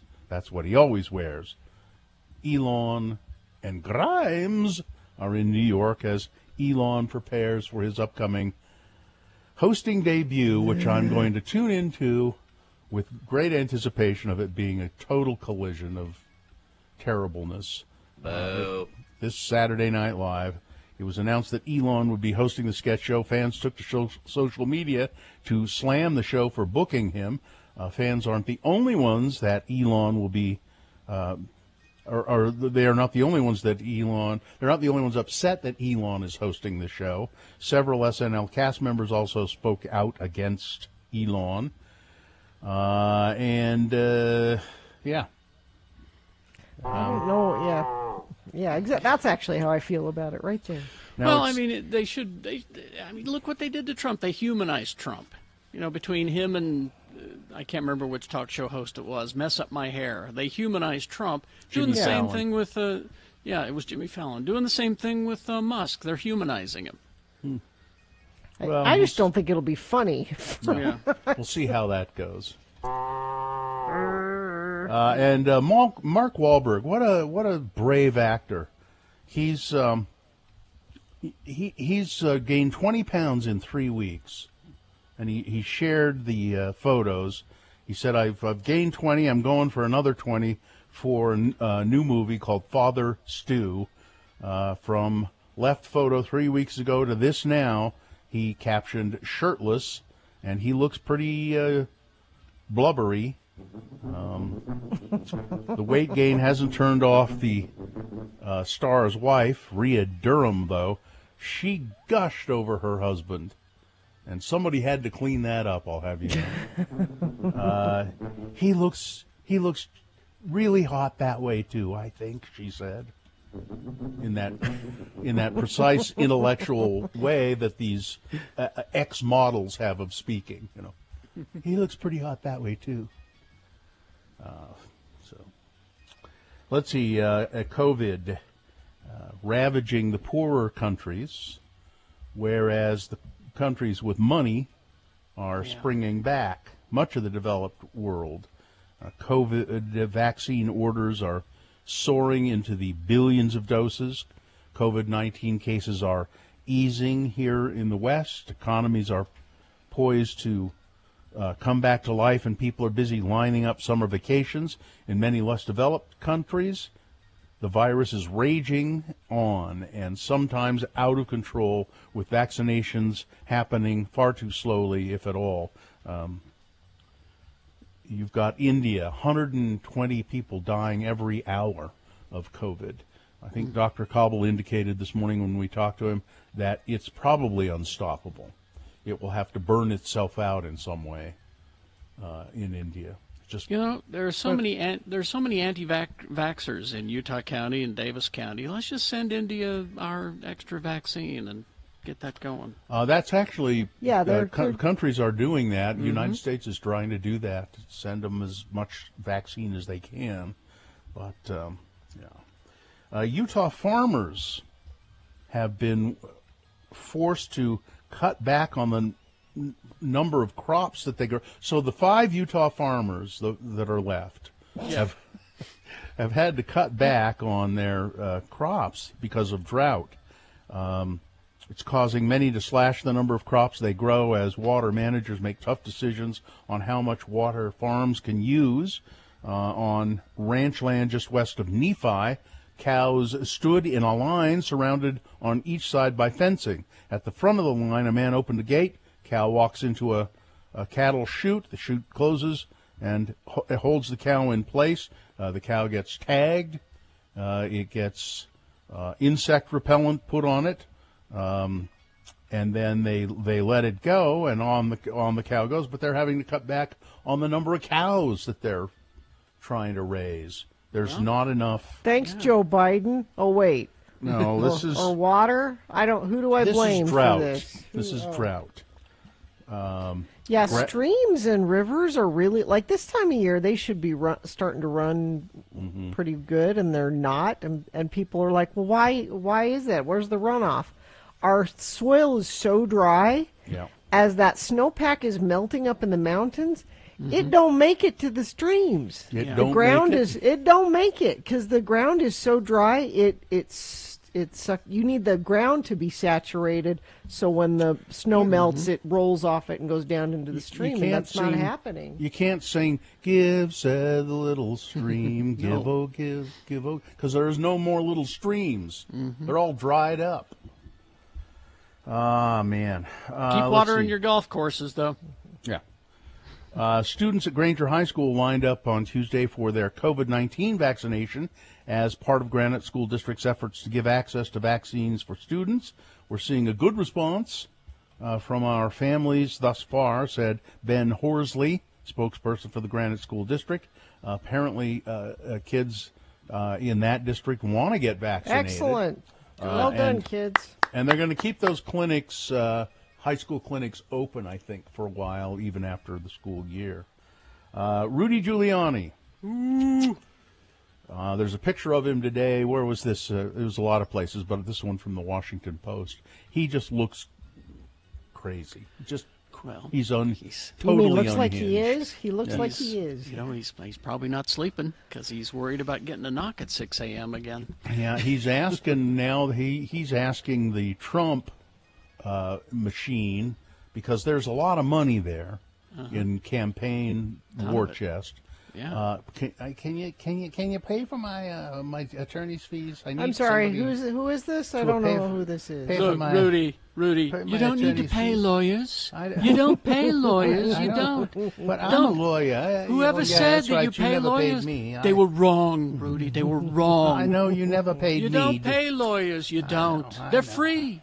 How about? Oh man. It's not looking good for Rudy. It's not looking good for Bill Barr either. Yep. The Justice Department has looked at some things and said, you know, Bill Barr's Justice Department misled the public on many issues. Really? So when we were telling people that, we weren't lying or creating a narrative. We were stating facts that we got from actual news. Okay.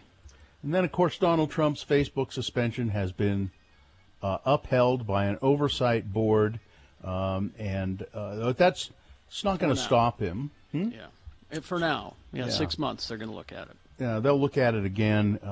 But he's been lashing out at Pence, Cheney, McConnell, saying things that are not true. If Mike Pence had only done this, Mike Pence had no power to do anything. No. But that doesn't matter. No. None of it matters because they believe the lie because the orange god said it. It's Boner Fight with Radio from Hell on X96. All right, here we go. The winner from round one, duking it out with the winner from round two. Way back in the 7 o'clock hour, your winner was, here's an example of why we need to be taught about systemic racism. A Tennessee legislator, they're debating whether schools should teach about racism. He used the 3/4 rule, it's a totally inaccurate way to try and make his point that we don't need teaching. 3/5 compromise. 3/5, not 3/4. Yeah, the 3/5 compromise. 3/5 compromise. He said we don't need to be taught about racism. See, for instance, let me tell you about the 3/5 compromise. It was the South trying to end slavery. That's why that came about. No. It really is not the case. It was a compromise to appease the southern states so that they would stay with the Union even though they were slaveholders. And it said you can continue to be slaveholders and you can count your slaves, 3/5 of your slaves, as population, and that means more tax money for you. And, yeah.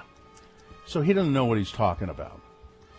Going up against number 2, Go Get Her, an Idaho state lawmaker sicking his supporters on an intern who had accused him of rape.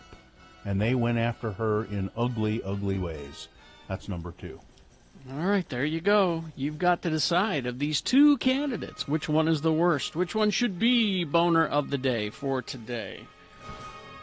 1 or 2, remember your candidate number, the one that you think should win. Put that single digit in the message of a text. Text it to 33986. Or you can call the producer's booth at 877-602-9696. Use your voice. Or go online, x96.com. Look for the box that says Boner Fight, May 5, 2021, and vote there. You probably won't see that box right away, so refresh your browser once the page loads. And then it'll show up and you can vote online. Easy. All right, you have until the end of these messages to do it. Let's go. It's Boner of the Day.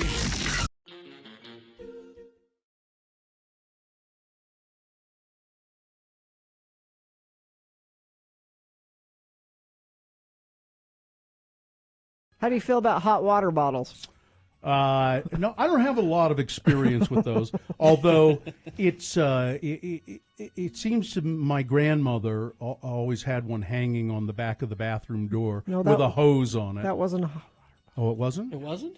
Well, what was it? Oh. It was Really? red rubber. Yeah, that wasn't a hot With water. a hose Really? on it? No. Wait a minute, she just left that out? What was that for? You really don't know? I just want you to tell me.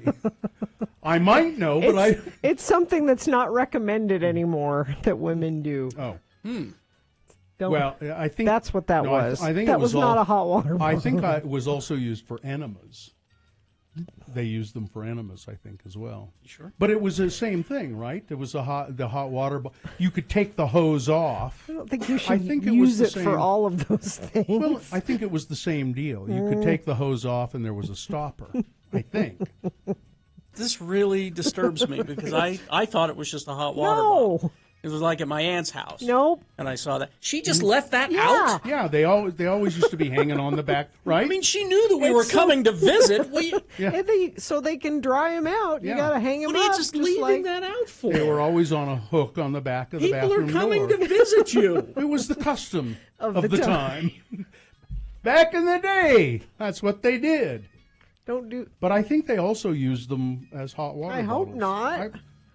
I'm going to look it up. I'll look it If up. your grandma ever handed you a hot water bottle, I hope it was something Hey, different. even if it was an enema bag, all right? Why did she leave that out? She knew that we were coming to visit. You put stuff away when you Well, know where are you people gonna- are coming to visit. Put that in the enema bag drawer. I mean, And they used I know we're family, but and they used come it on. for flushing other things out as Yes. well. They used it for douching. Why would my aunt just leave that out? Terry, don't douche. She's a horrible person. No,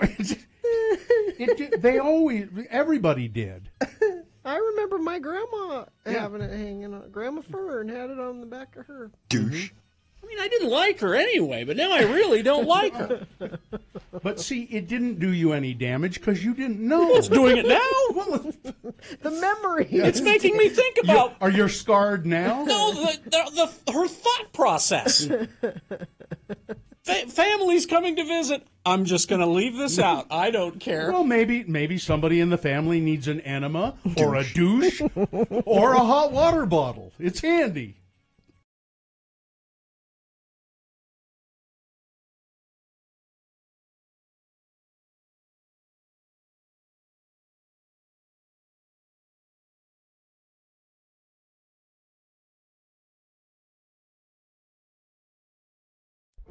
Ladies and gentlemen, the Radio from Hell show is proud to announce a brand new entertainment in downtown Salt Lake City. That's right.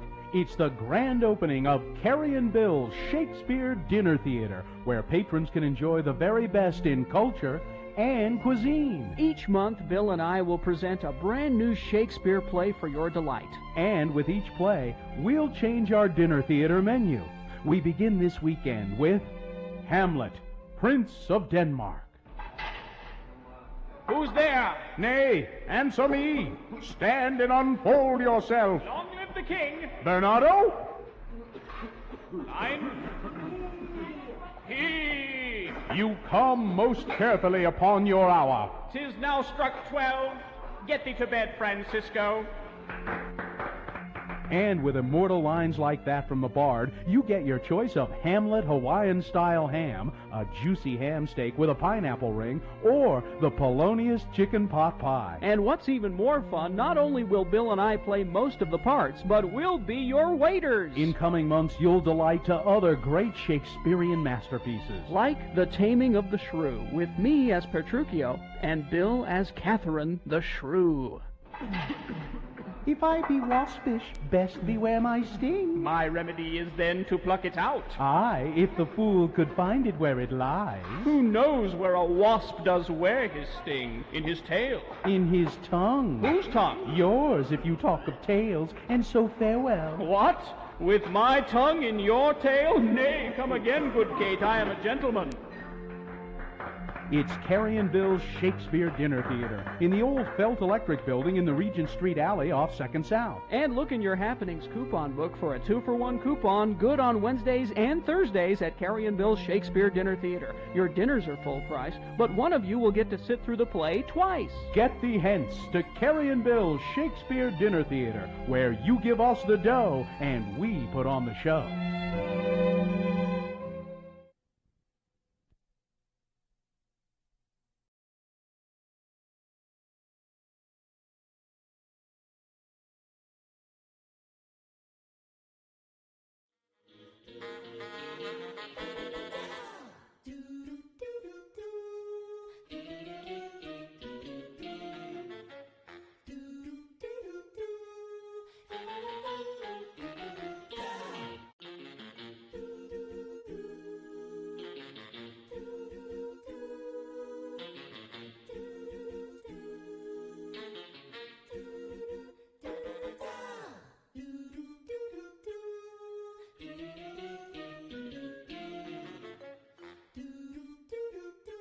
It's time to award Boner of the Day. And it's brought to you in part by a roast beef au jus sandwich with caramelized onions. It tasted like French onion soup with a roast beef sandwich in it. Nice. It was so good. And find your match at Strong Volkswagen, where the down payment matches the monthly payment, plus all new 2021 SUVs have 0% financing. Visit strongvw.com for details. So we had Boner Candidate number 1, an example of why we do need to teach about systemic racism. Representative Justin Lafley in Tennessee, who is white, stood up and talked at length about what he saw as sparking the 3/5 compromise, where the Constitutional Convention told the southern states, well, you can count 3/5 for your black population. You 3/5, that way you'll be able to collect more taxes and all of that. And he stood up and talked about it in terms of, well, this is how the South was trying to end slavery. You see? No. No, that's not what it was. No. Going up against number 2, Go Get Her. Idaho state lawmaker sicking his supporters on an intern who had accused him of rape. And they really went after her in a big, bad way. Yeah. The winner was Boner Candidate number 2, Go Get Her. Wow, that's a good choice. There it is, your Boner of the Day for today, May 5th, 2021, now qualified to be Boner of the Week. All right, so go ahead and hit that, and then we'll... The following is a sponsored feature. Talk to Zach on the phone from Zach Ameritech Rideout. College. Hi, Zach. How are you?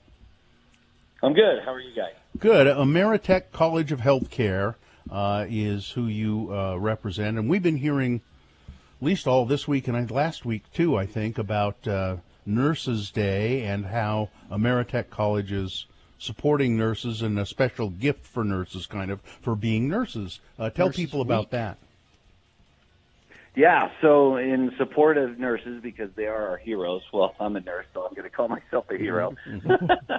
But in support of that, we partnered with SWIG, and any nurse that has their license or a badge, they can go to any SWIG location, and they can get a 24-ounce drink or one of those pink cookies that they have. Now, is this for of the whole week of Nurses Week, or is it just on Nurses Day? No, so this is just tomorrow, just Okay. on Nurses Day tomorrow. Okay. We're trying to get, I think there's about 5,000 nurses here in Utah, and we're trying to get every one of them a SWIG drink or a cookie. That's pretty cool. That's good. Ameritech is also doing, it says here, voucher drop-offs at 12 different healthcare facilities. Talk about that. What is that? Yeah, so at a bunch of facilities that we have here in Utah, we're going to be taking some SWIG gift cards and some vouchers, and we're going to be personally delivering them to some of the nurses and, even some of the CNAs as well, because, they work right alongside the nurses. They're just as important. And so, we really want to try and show our love and support to what they're doing for us. Obviously with the pandemic, how much they were thrown into the spotlight, it's not over. And so we still want to let them know that we still support them.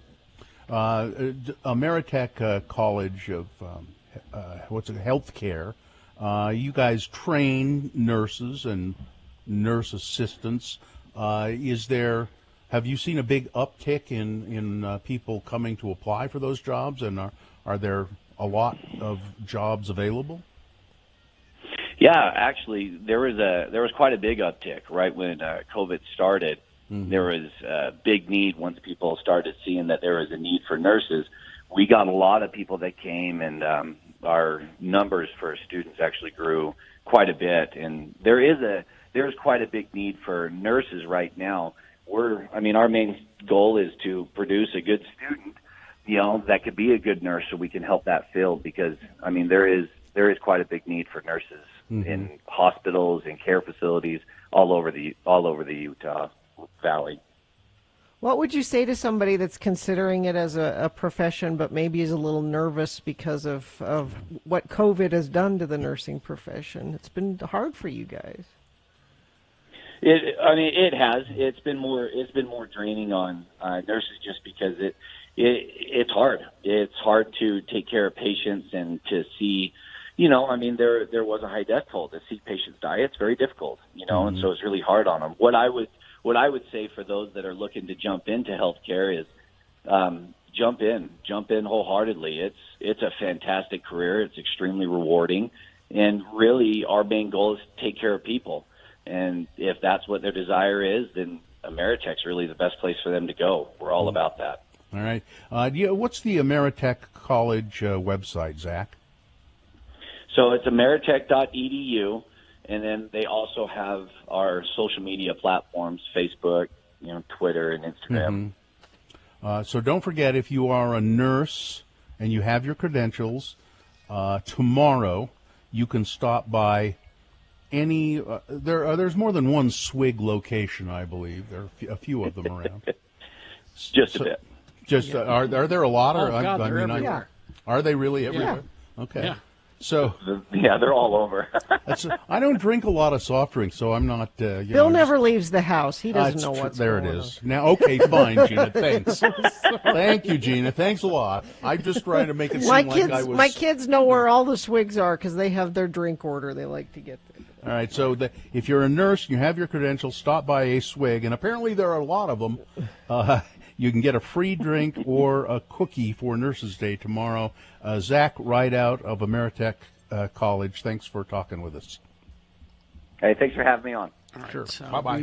We will take a break, and we will be back after these. Crawling towards the exits. Stand by. Let's see. Oh, now a message from the Utah Department of Workforce Services. Oh, so it's tomorrow, yeah. Yeah, they got their big job fair going on. It's totally free. You should register for it just because it makes it easier for you to navigate the fair if you register, but it doesn't cost you anything. And there's good jobs available with over 100 different employers. Now, you'll be able to participate in this job fair tomorrow right from your computer or even your smartphone. And they will have a show floor with a floor plan of all the booths of all the different employers. And I think there are like 100 different employers looking for people. They really need people to work. So if you go to jobs.utah.gov, then you can register. Do that today so that you're all set up for the job fair, which is tomorrow from 10 a.m. to 1 p.m. So just go to jobs.utah.gov. It's the Department of Workforce Services hosting a virtual job fair May 6th from 10 to 1. How about 7 of the weirdest products people have been buying during the pandemic? How about that? You didn't warn me there was a list. Red in German is Rot. Yeah. Oh, so it's not Luft. 99. No, I think Luft is, airborne. Is fly, right? Yeah, fly or airborne. Or, okay, all right. What about List? Is there a German for List? The Listwaffe? It's Radio from Hell with another list, because people love a good list. X96. And I'm wondering if, Gina, you maybe have bought all of these or none of these things. Okay. Oh, by the way, list in German is Die List. Der List. Der List.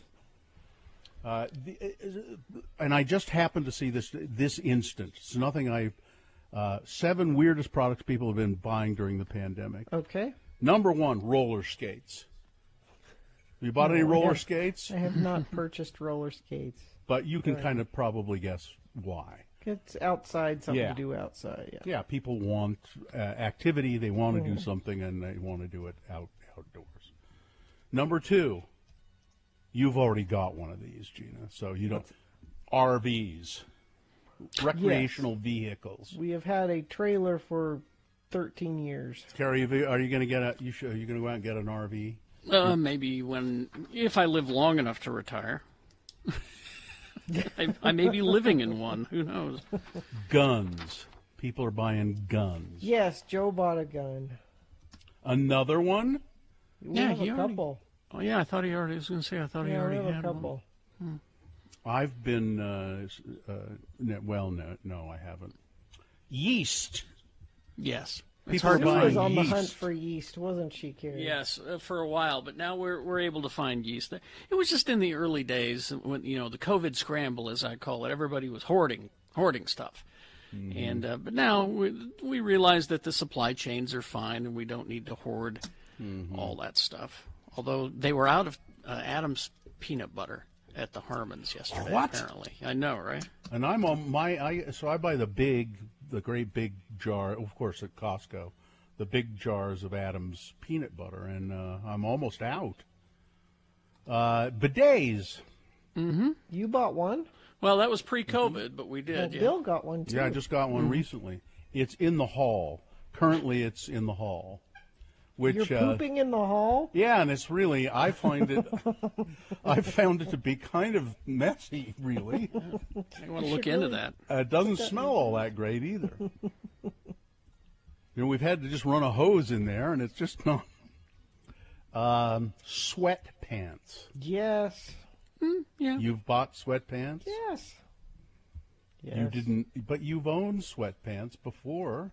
But I needed new sweatpants. Why did you need new sweatpants? Were the old ones too small? They're the only pants I'm wearing these days, so and I needed some more. Scented candles. No scented candles. Which I would really. I would, yeah. If after months of stay-at-home orders, your home is starting to smell extra lived in, yeah, you're not the only one. Try cleaning it. Or opening a window. Cover it up with. Open a damn window or two. You don't. It's not like the coronavirus is just hovering in clouds outside of your house, just waiting to blow in. You can open the windows. It's good for you to have fresh air. But candle sales have shot up during the pandemic. So those are 7 weird. They're not all that weird. I don't know. Why would they say weirdest products? Yeah, it's that not people weird. are buying up. Yeah. We hope you'd enjoyed another list with Radio from Hell on X96.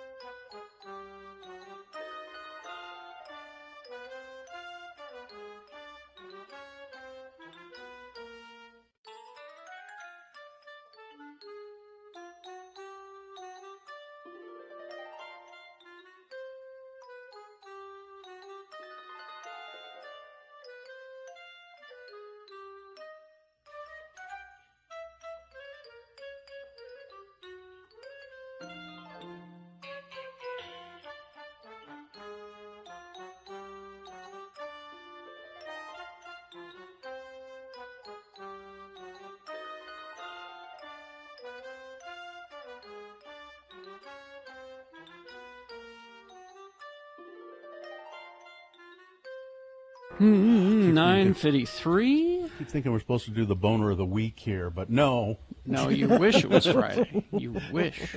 Yeah. So, as soon as I leave here, Yes.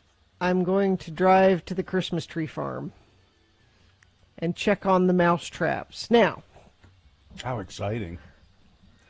Joe set out just regular old snap traps.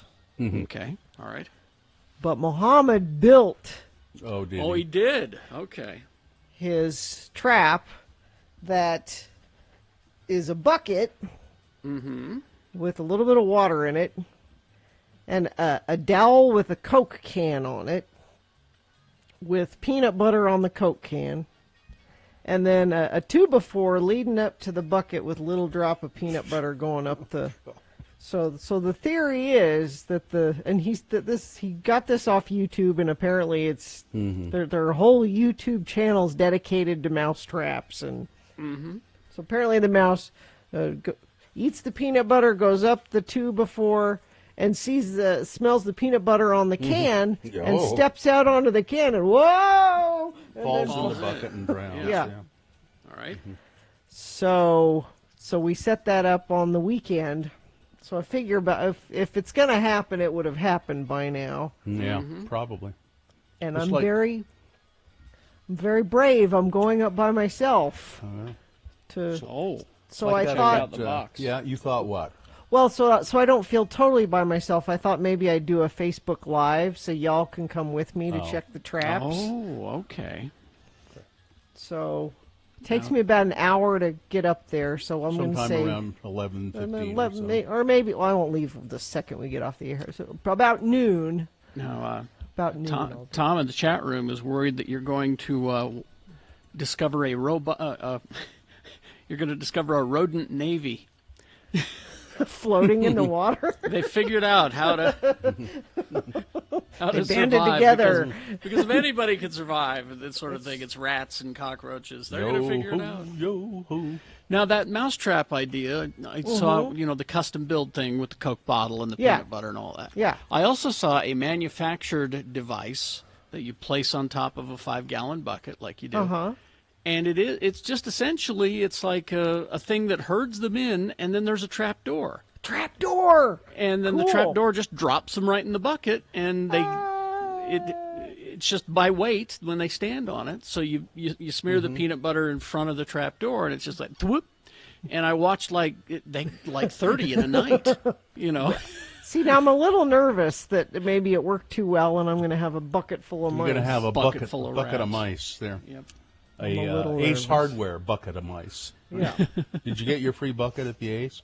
I told Joe about it. He took Muhammad mousetrap shopping, so I'm not sure where they got it, but I keep wanting to tell that joke about how you catch a polar bear, the trap that you make.